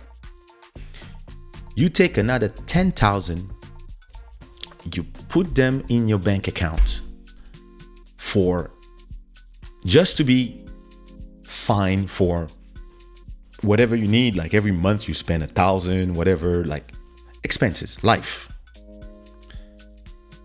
Then with the last 10,000 you have, you take 5,000 and you buy yourself a microphone, a good microphone that costs 1,000, like this one that I used to record all my music. I bought this like 15 years ago. I'm still using it. You buy yourself a computer. You can buy yourself some lessons to learn how to record yourself. And maybe you can buy this camera. I shot so many videos with this camera. It costs 1,000 euros. You buy a camera like this, and then buy yourself some clothes, some stuff, whatever. With the last 5,000 euros, you take your best friend, because you've been in all the ugly cities for grinding, right? With the last 5,000 euros, while all these people have been in the West Indies every year, fighting between themselves like crabs for money, you take your 5,000 euros and you go with your best friend, you go to a good resort in Punta Cana or in Miami or in Thailand, wherever. You find a place and you go. You earned it. And while everybody is coming back to the cold, all these people who like in their head, they're like, we were in the West Indies. you didn't go. While they're coming back, maybe you meet them at the airport They're all tired. They're all been singing for free for 3 months. You meet them and you hear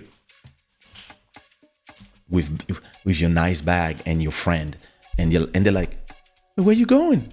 "Oh, I'm going to Dominican Republic." They're like, "What? But how? But why? Are you going to perform?" "No, I'm going on holiday." "But how can you pay your holidays?" Fuck you. Once you arrive in the once you arrive in the Dominican Republic, or in Thailand, or in Miami, you know what you do? You spend 1 week doing nothing. You chill, you tan, you and your best friend, you there, you chilling, you good. You book a month. You know what you do the second week? You take this camera that shoot images that looks like this, right? This looks like a music video, right? Well, you take that camera, and since you are on the beach, you find a sexy boy that you met last week in the swimming pool, and you ask him if he wants to be your model for your video, and you tell him, I'll give you $100. Give him $100, and your best friend shoots your video, and it's okay. You put the camera on automatic and you don't care, and you shoot some images. Or even if you want, since you have some money, right, you find a cheap crew that will hold the camera for you and film your music video out there for $200, and you try to shoot 2, 3, 4 videos. And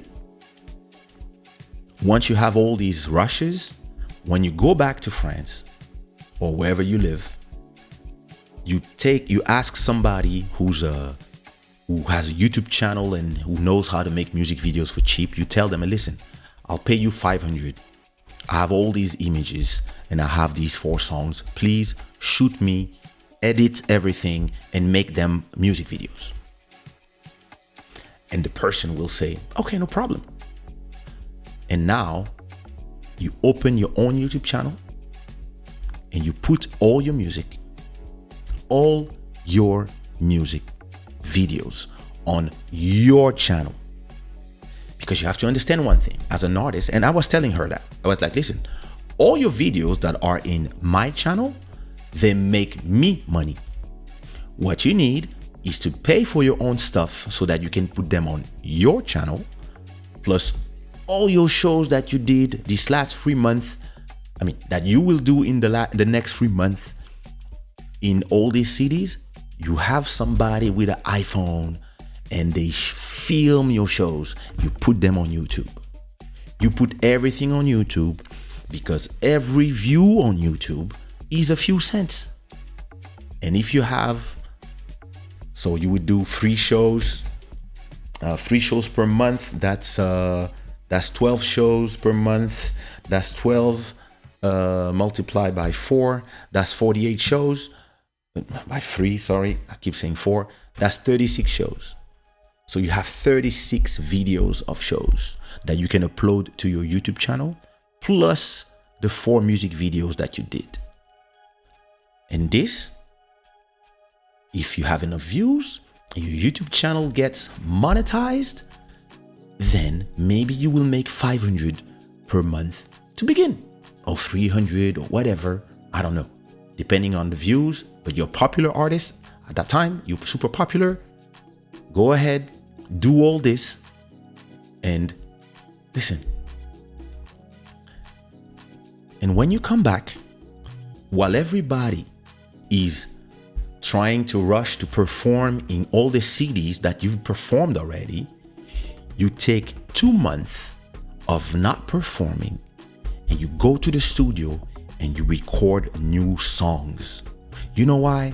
Because while all these people have been busy performing the whole year and they're obsessed with performing, they don't have time to record new songs. So they keep going and they keep grinding and pressing the juice of the same songs. you have rested for a month, you chilling, maybe you find a guy out there in the Dominican Republic who fucked you good, you in a good mood. Now you can record some nice songs. So you take a month or two and you record some songs. And those songs, we put them on the market. We let the market work. While the market is working, maybe the people from the West Indies, they're like, hey, she was not there this year. How come she was not there? And maybe they will call you, hey, why we didn't see you this year in the West Indies? And you will tell them, because I had proposals in other places. Oh yeah? Yes. I had businesses in other places. Oh, wow. But you should come here. Yeah, if you pay me. No, everybody comes for promo. I don't do promo. I have nothing to promote. You want to use my name on a flyer? That's $1,000. Oh, okay, we'll think about it. Damn. And then they will respect you because you don't need them. So next time you tell them, next time they call you, is to ask you, when are you free? Are you free on those dates? Yes, I'm free. Can we book a show? Yes, that's 50% for reserving. I want 50%. And by the time a whole year has passed and you paid, you have your rent paid, you arrive to the next year, by April, you start calling all the clubs that you have been in the summer, but you start expanding your reach to new places. While nobody is seeing you because everybody's busy somewhere else, what you do, you go to Belgium, you start seeing that if some DJs know you, some clubs know you, and you try to do one show in Brussels, you try to do one show in Liège, you try to do one show in Antwerp. That's 3 shows. That's a week. That's one train. And then since people know you in maybe some of the songs you recorded are in English, so maybe the Cap Verdean crowd starts to know you, meaning that you might even go to Rotterdam, Amsterdam, where there's a lot of Cap Verdeans, and then you can also go to Switzerland, to the French communities, or to the Cap Verdean communities if you have some songs in English for the Cap Verdeans, some songs in French for the French communities. And you can start going Switzerland, you start going all these places. And maybe some of your fans are in Africa. You can start trying to see if you can book shows, and maybe you can book all these shows in advance, right? And maybe by April, you have all your summer booked and everybody pays you 50% to make sure that they have their reservation. So you have already half of the money. That's second year. Same as second year, you pay your whole rent, 100% of your rent, you fine, boom, you invest. So maybe you don't have to invest some money, but instead of going to the studio, now you can record at home. And instead of investing $10,000 to buy material, you already have the material. You only spend $2,000 to pay an engineer to come in your house and record you on your own computers. And you become your own owner of your own masters that will pay you in 10 years. And then after that, on the third year, because what I was telling her a master plan for her next 10 years, right? So I tell her, listen, in 3 years, instead of having people book you, right? Instead of having people book you to go to do all these shows, what you do, you have your 10,000 euros for your rent paid. You have another 5,000, you go on holidays. You have 15,000, you maybe gonna use a little bit, buy you some stuff, whatever, and put some money on the side. You take the 10,000 you have on the side, and we call one of my guys and we tell him, listen, we don't want bookings this year. And they're like, what? What you mean you don't want bookings? Nah, we don't want bookings. What we want is to invest in the shows. How much is a show? How much does it cost to do a show? You need a club, you need to pay security, you need to pay your DJ, you need to pay maybe the drinks, etc., etc. You ask the clubs, how much is it to pay for the show? How much? My train ticket to go to your city, my hotel room, and my cachet. This is around 1,005, right? Then you have your security. Let's say you have 2 security, small clubs, or that's 200 or 300. Then you have the club. If it's your club, you don't need to pay it. So actually, you need to pay the flyer, you need to pay the promotion, you need to pay the people who are working in the party. Let's say the show costs, fake numbers again, let's say the show costs 2,000 to make. Okay, listen, I want to invest in my shows. I will not ask you any cachet. I will pay for my train, I will pay for my hotel, and I will pay for 50% of whatever we need. If you own the club, so we don't have to pay for the club. So this is not a cost. So let's take the real cost of the party. Let's say the real party, if we pay the DJ, the security, this, let's say the price is 1,005. Okay, here is 750. This is, I pay this, I pay my ticket, I pay this, whatever, and you pay the part. But we do 50-50 on the bar and every ticket. And I bring somebody to check, of course, the numbers, right? Let's say in a small club that has 300 people, you make, let's say you only make small clubs with 300 people. Everybody pay the ticket 10. So that's 3,000 people. And let's say the bar makes another 3,000. Let's say after we pay for everybody, there's 5,000 left. Okay, 2,005 for you, 2,005 for me. Now let's say you do this 3 times a month. That's 2,005 by 3. That's 7.5. 7.5 per 4 in a month. Sorry, no, wait. 2,005. That's how you make per show per week. That's 7,005, right? Per week, 7,005 per week multiplied by 4. That's 30,000 per month. 30,000 by 3 months. That's 90,000. 90,000. You can start thinking of buying a house. You can start thinking of either buying a house or paying your rent for 3 years. So then you can say fuck everybody, because now you have fuck you money, and you can now decide that I'm going to pay for all my videos, I'm going to pay for all my albums, and now you're a fucking independent person.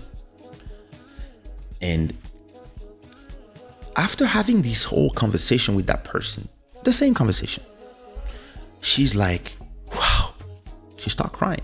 You changed my life. Just with this conversation. Oh my God, you're the best. You're the master. You are the genius. You are the one. You're the sensei. Well, I'm like, yeah. Listen, are we doing this or what? And she's like, yeah, let's do it. Let's go. And the next day, she goes to the record company, Section Zouk, that we were working with, and she started yelling to everybody. I'm independent now. I do this. Kaysha said that we will do this. I will do this. I will do that. And they tell her, listen, we have a month. Somebody like, do you want to go to the West Indies for free? Like, you're gonna go and you're gonna spend a month there, and you're gonna be in this hotel, like the 5-star hotel. You're gonna have a car. Blah blah blah, etc. etc. But there's no money, there's no cachet. But hey, listen, we'll give you some pocket money so you can chill, you fine. And listen, hotel, everything is paid. You can eat whatever you want in the hotel. It's you and your 2 friends, your 2 other girls that are singing, and I know you good, you cool with them. Yeah. Okay. We send you, master suite, sea view, all paid. You can eat whatever you want at the hotel. You will have a jet ski. You will have 2 cars for you girls to chill, etc., etc. You just have to do like probably 10 to 15 shows for free. And what you say?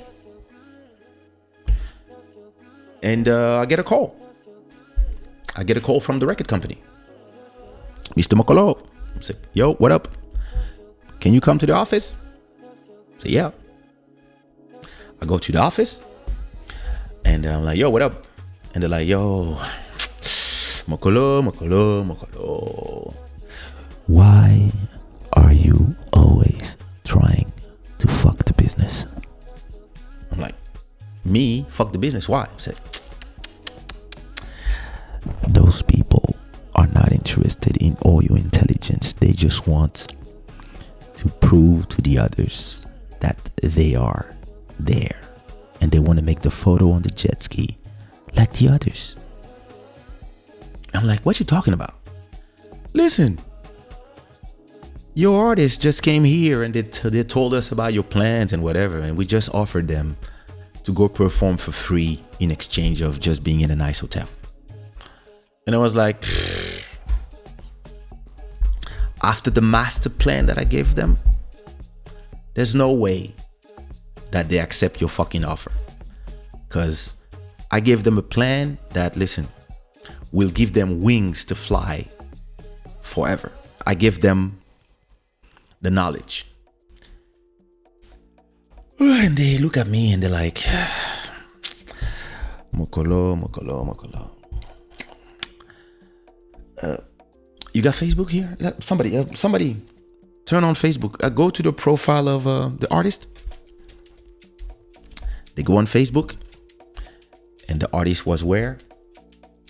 In the West Indies, singing for free and posing, because all they care about was posing to show to the other people, to the other poor people, yeah, me too, I'm posing. Because the others were doing a mind game, which was, hey, I'm there and you're not there. You don't know that they're there. They're not getting money, but they're there. And all you want is to be there. And all that plan that I did for them for the next 10 years, they didn't care. And that's when I realized I have an executive mentality, and most artists, they don't. They just want to be slaves. So I waste my time with all these amazing plans. Yeah, learned a lot. But hey, it is what it is. And listen, all these artists that I'm talking about, all of them, they're still doing the same thing. Running after the coins. Running after the 10 fucking coins. And you know what I did? From that day, it was 2008. From that day till today, I've been expanding my business. All these things that I told them that I would do, that they should do, I understood that I should just do it for me. I left France. I gave freedom to all the artists that were signed to my label. And I decided that I would create all this for me. I have now a YouTube channel that pays free rent every month. I have my Spotify business, Apple Music, that pays the whole year of rent in 1 month. And then the rest of the money I invest. I invested in 1, 2, 3, 4 cameras. This camera, lights, dings, lights, a music studio, etc. I did everything I told them they should do. I just did it for me because I realized that it's not just about giving the gems. You have to stop wasting your time giving that information to people who they don't want it. They want it easy. And if making it easy means I'm not gonna have the coins, but I'm gonna have free holidays. Actually, this guy is wanting me to work, do all these shows, go in all these ugly places. You know what I did? I went in all those places. I told my boy, listen, book me all these places. Let's go. And when I was done doing all these places, I went to Angola, racked some money in, and I joined all that money. And then I went in other places, and I worked for all these people. And actually, today, in 2021, all these artists, if they're still performing, they need to perform to pay their rent. They need to, or they have a job. They're back to having a job because the market just collapsed with COVID, etc., etc. And because I did all these things that I told them to do, everybody's back to performing. I don't perform. I prefer doing my Club Shada. I prefer doing my Club Shada because of Club Shada, the views of my YouTube channel, because of you guys, and because the fact that I'm releasing so much content, the money that is generated by my YouTube channel is up because I have so much content. Like I think I have probably 1,000 videos just from Club Shada on this channel now.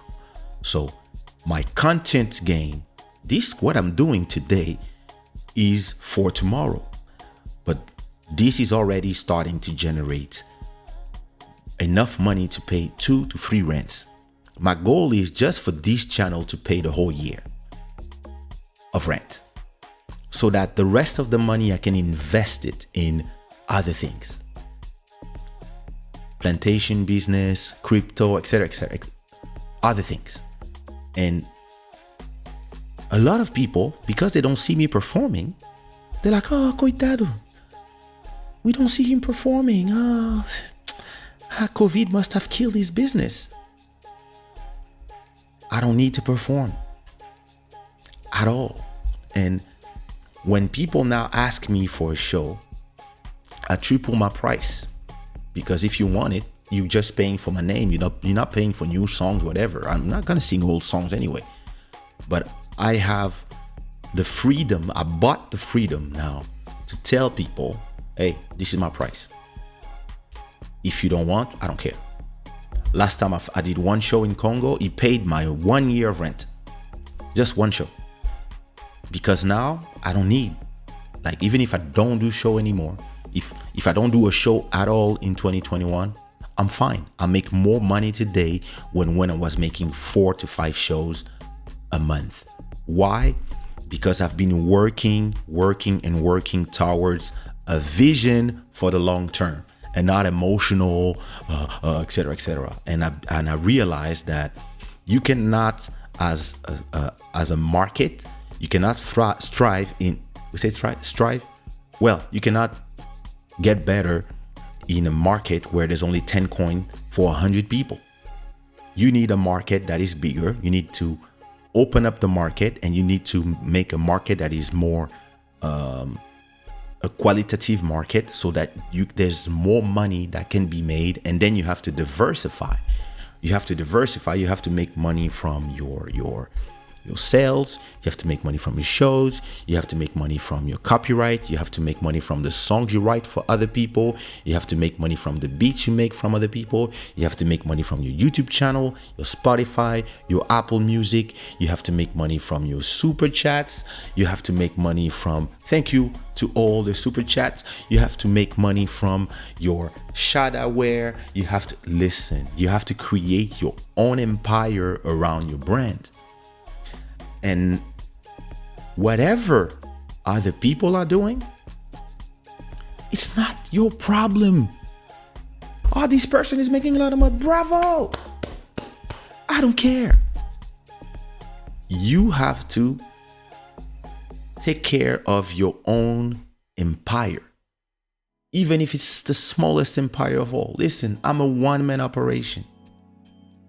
And I don't need to have assistance. I'm a one-man operation. I do everything alone. And of course, I have my family. I have my rappers here, beat makers there.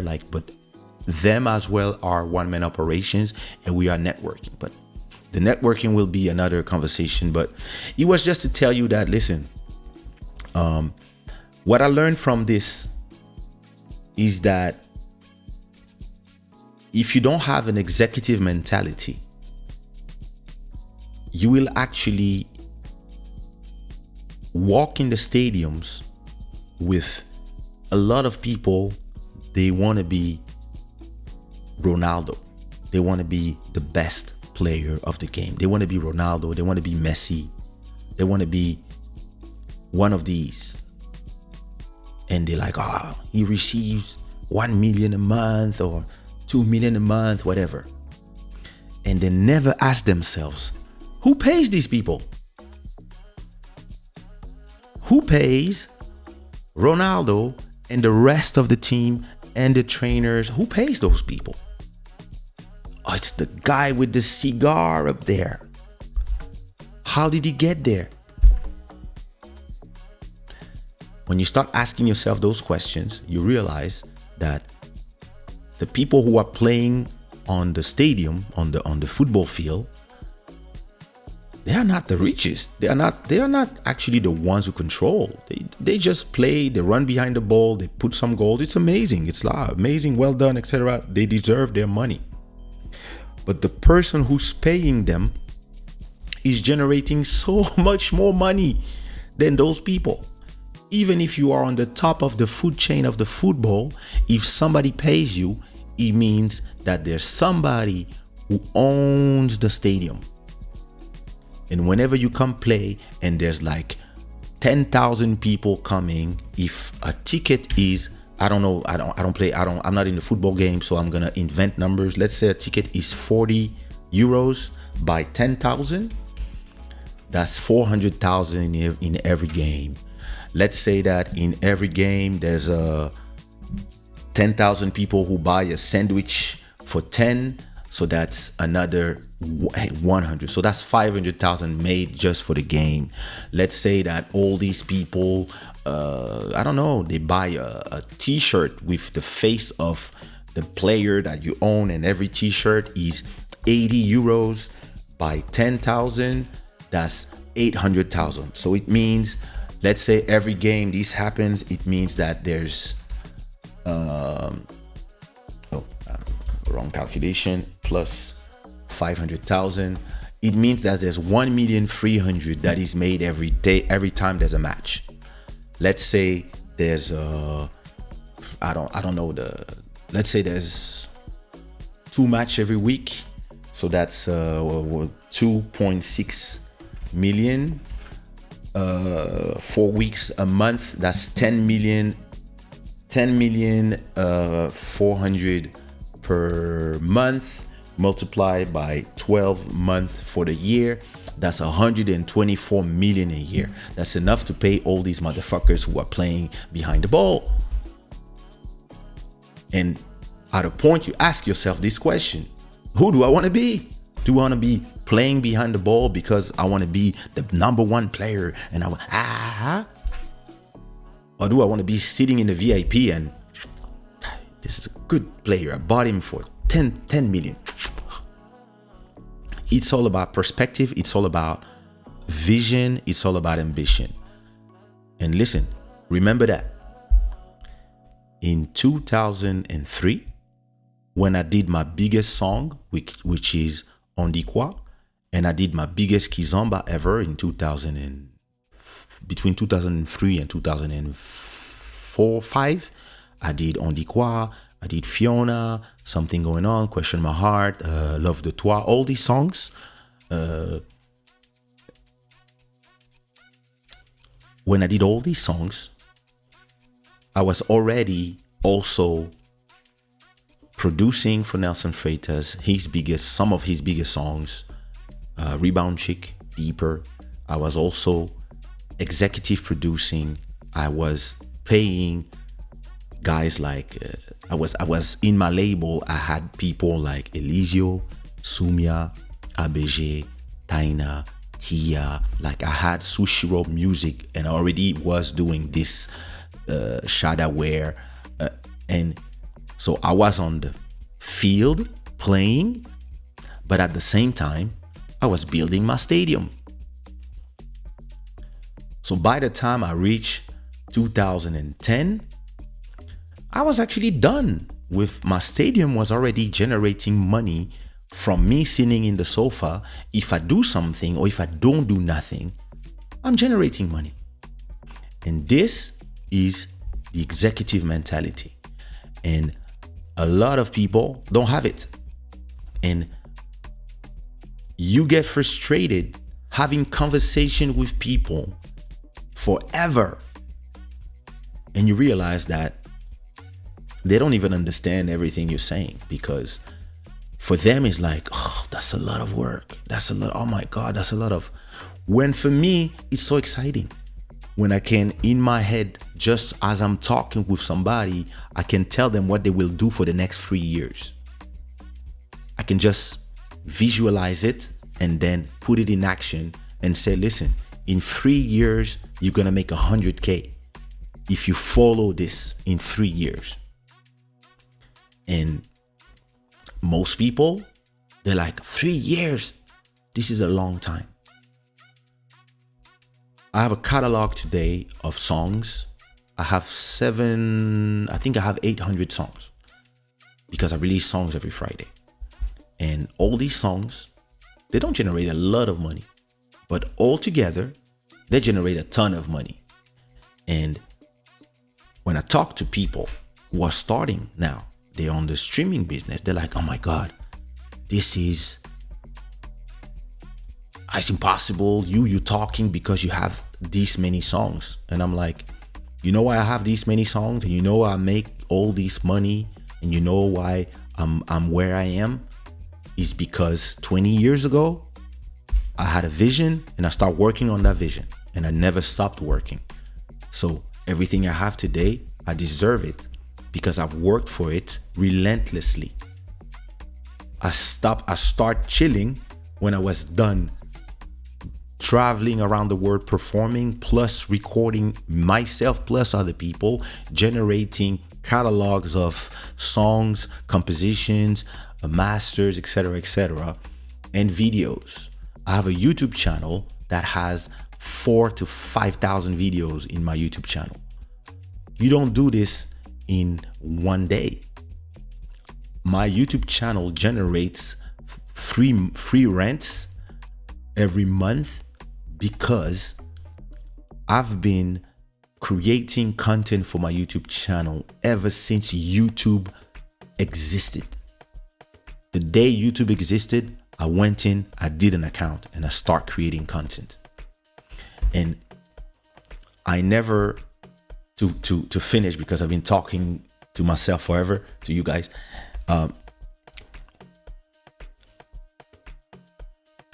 The more important part is that before trying to look at the numbers and being depressed because you don't generate the money you thought you would be generate after a month, after 2 months, after whatever, what you have to do is just work. You just work and you just work, and you trust in the process, and you wait maybe for 1 year, 2 years before looking at the numbers. How much are you generating? How, etc. And then you can see how much more you need to arrive to a stage of like your milestone. When you reach this milestone, you get to the next one, and etc. But all this is not possible if you don't have, or you don't learn to have. I don't know if you learn to have it, but if you don't have the executive mentality, what you're gonna be, you're going to be the person who works for others people's dream. And you're going to tell them, yo, you have a nice car, sir. And it's like, thank you. If you work hard, I can buy another one. That was long. I'm thirsty. Time for me to go to sleep. But first, oh my God, so many comments. Let me see.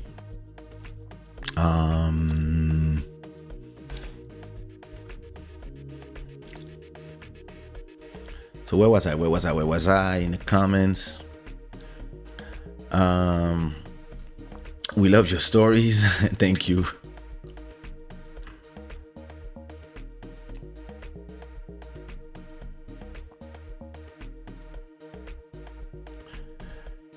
Kaysha, you need to join the Who for speaking the truth. I fucking love when you do the other people's. I fucking love when you do the other people in your story with their voice. It's so cute and fun.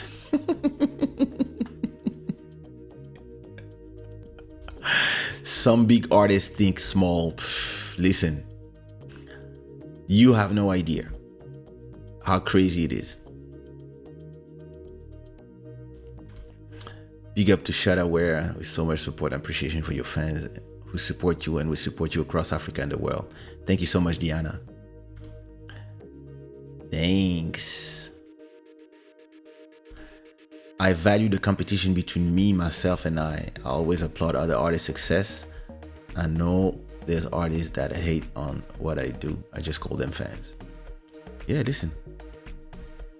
One day I had an interview and they told me, oh, so what about your competition? Like, what do they think? Like, and I was like, I don't compete with them. They were like, what? I said, no, I don't compete with them. They're trying to become number one of this. I'm trying to be this. I'm trying to own the market. That's true. I hope everybody put the like and listen. If you enjoy everything that I said, give me my unicorns in the chat while I'm seeing the rest of the comment. Having vision before choosing option and get organized to save energy. Yes. Mastermind, what up, bro? It's sad preventing people to grow. We can all grow together, each one in their own step, but growing together. I believe a lot of people believe that if other people grow, they will feel belittled because the people now are the same size of them. They like the idea of looking down on you. And I know some people, they're really like that. Like, and those people, for example, when I do a Club Shada with an artist, they call me, yo, why not me? Why you call this guy? Why not me? Oh, I want to be on Club Shada. And I'm like, in my head, I'm like, I'm never inviting you. Even if it would be a great conversation. There's some people I'm like, I don't like the energy. And it all comes to your energy, the energy you want to put in this world.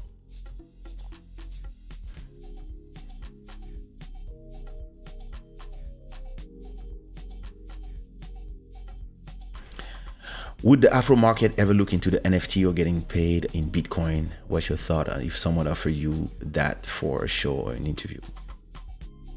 Of course. You know I would do it. Get paid in Bitcoin or, yeah. Listen, I wish I got paid in Bitcoin like 10 years ago for some shows. Like, oh, listen, we don't have money, but we have 10,000 Bitcoin. Is that right for you? Okay. Today I would be like, What about the US market? There's a lot of Haitian and Convergence. Yeah. I've performed for all of them. Actually, my DJ was Mastermind. The US market here, New England, Boston, there's no artistry anymore. This is like listen, I still have to invite you in the show, Mastermind, so we can talk about why, like, all these area never had, like, the Haitians have Carry Me and all these groups, and the Convergence, like, there's no, like, where's the judge of the US? Like, we really have to have that conversation. Yeah, people have their job. You saw Obi's here for shows. No one really does shows for a living. That's crazy. And when DJs play, music is 90% from Europe. Yeah. Is it because the music is not good? Or is it because they don't want to support their own? It's very interesting. So this is very interesting. But that's the whole conversation.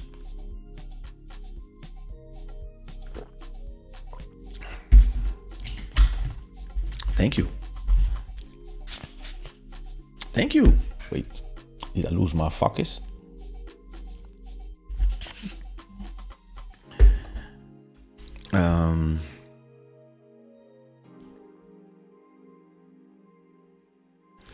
Even here in Angola, I watched you perform when I visited my husband because you were popular. Hey, I did. Yeah, back in the time of that story, 2007. Yeah, it was the end of the CD. It was almost not a thing, but I was already on the digital back then. But we were still on a CD business, and it's something is also. It would be another whole story, the end of the CD, how I was fighting everybody, telling them it's the end. And everybody was like, no, it's not. But I need another 2 hours for that one. What up, Eve? Thank you. I performed in a club for 50 people. The vibe was so amazing. Yeah, listen. Smaller places, that's amazing. It's like you're performing really for your people. You know what I mean? The rent paid for the year. Listen, that's the best feeling, bro. That's what promoters used to do to DJs. The club was so packed tonight, but we can pay you what you are worth. Yeah. Listen, that music business. You are so cruel in business. Who, me? Never. I'm just right.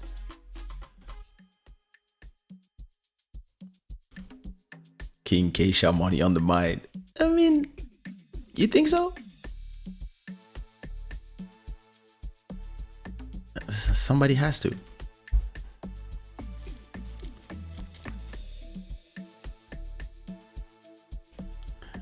I think this is the problem of being emotional. Yeah. Emotions, like, listen, a lot of people are betrayed by their emotions. Like, I prefer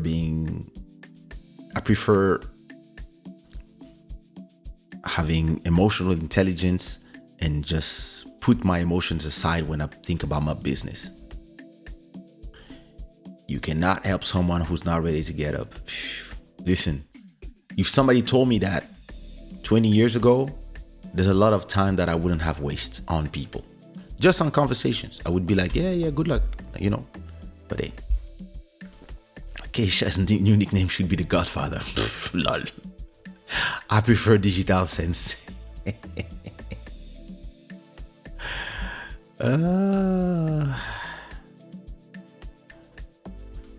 Lol.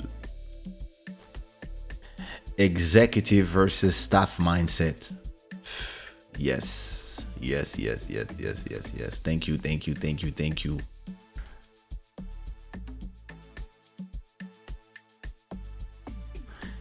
Most people who do great are givers. Interesting.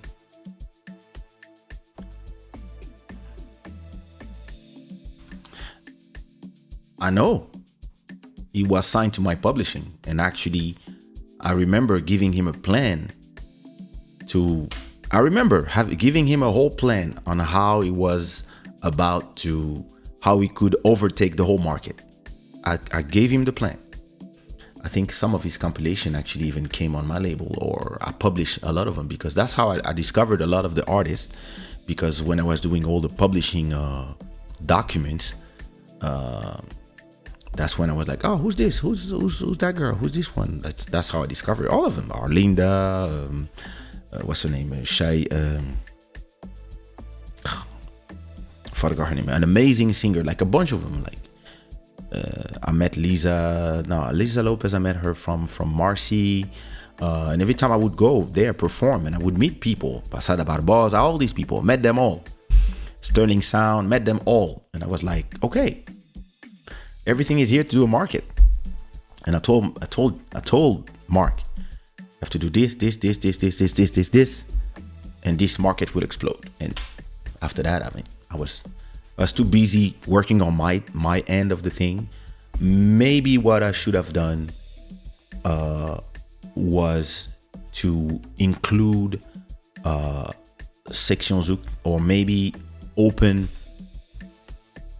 a branch of my label out there and have Mark just take care of production and then take care of the rest by myself. But it was too early for me to, I was still on the building side, and the CD market was collapsing, so I really couldn't do it. But I would love to invite Mark and have this conversation with him on Club Shada, and when we think about all that in perspective.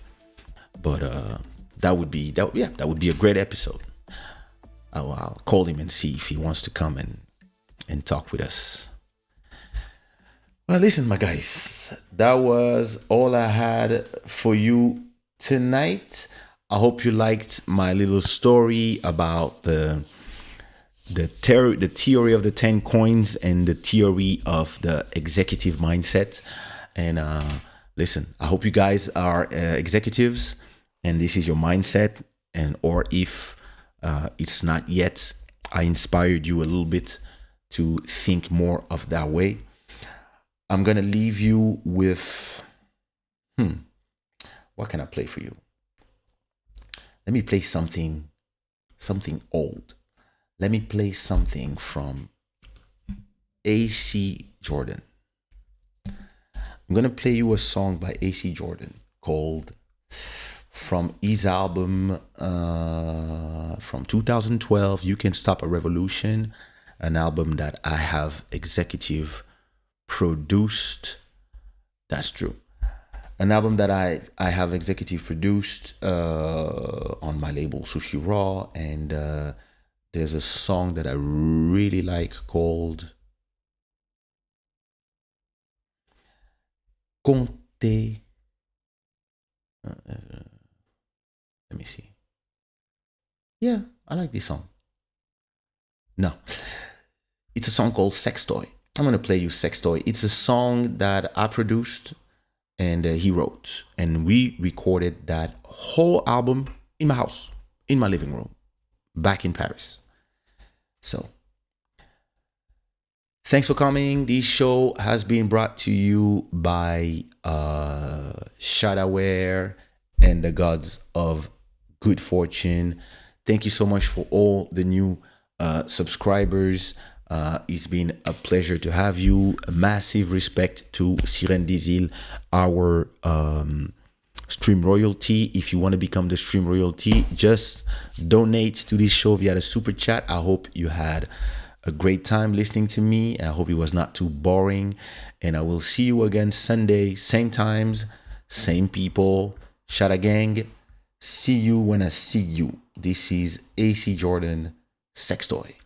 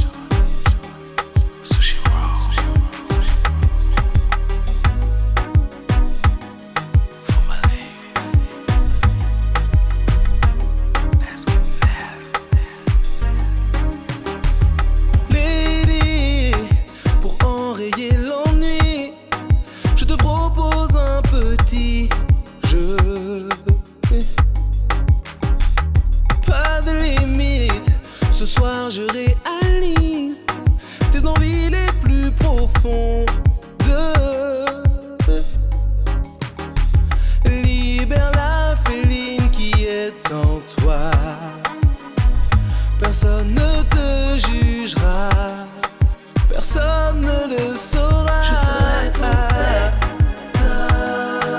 objet de tes désirs. Je serai ton sexe, debout toute la nuit. Je serai ton sexe, orgasme garanti. Je serai ton sexe, j'adore entendre ta voix. gémir.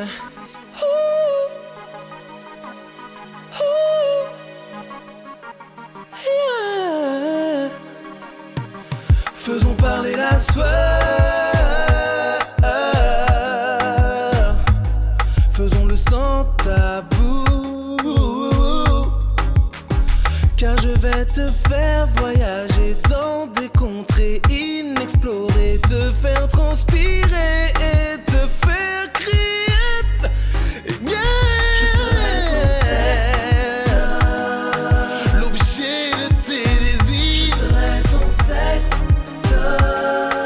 debout toute la nuit. Je serai ton sexe, orgasme garanti. Je serai ton sexe.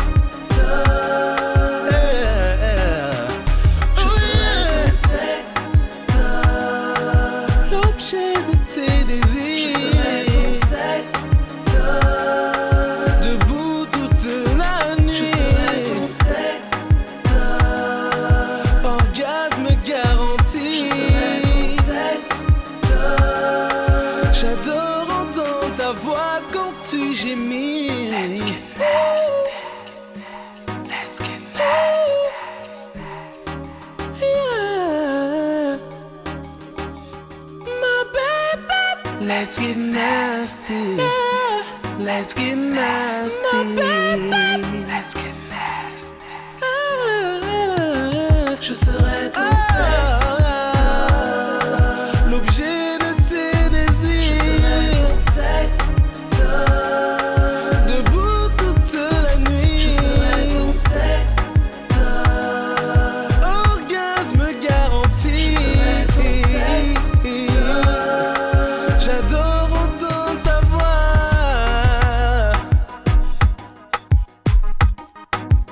Ooh, hey. My baby.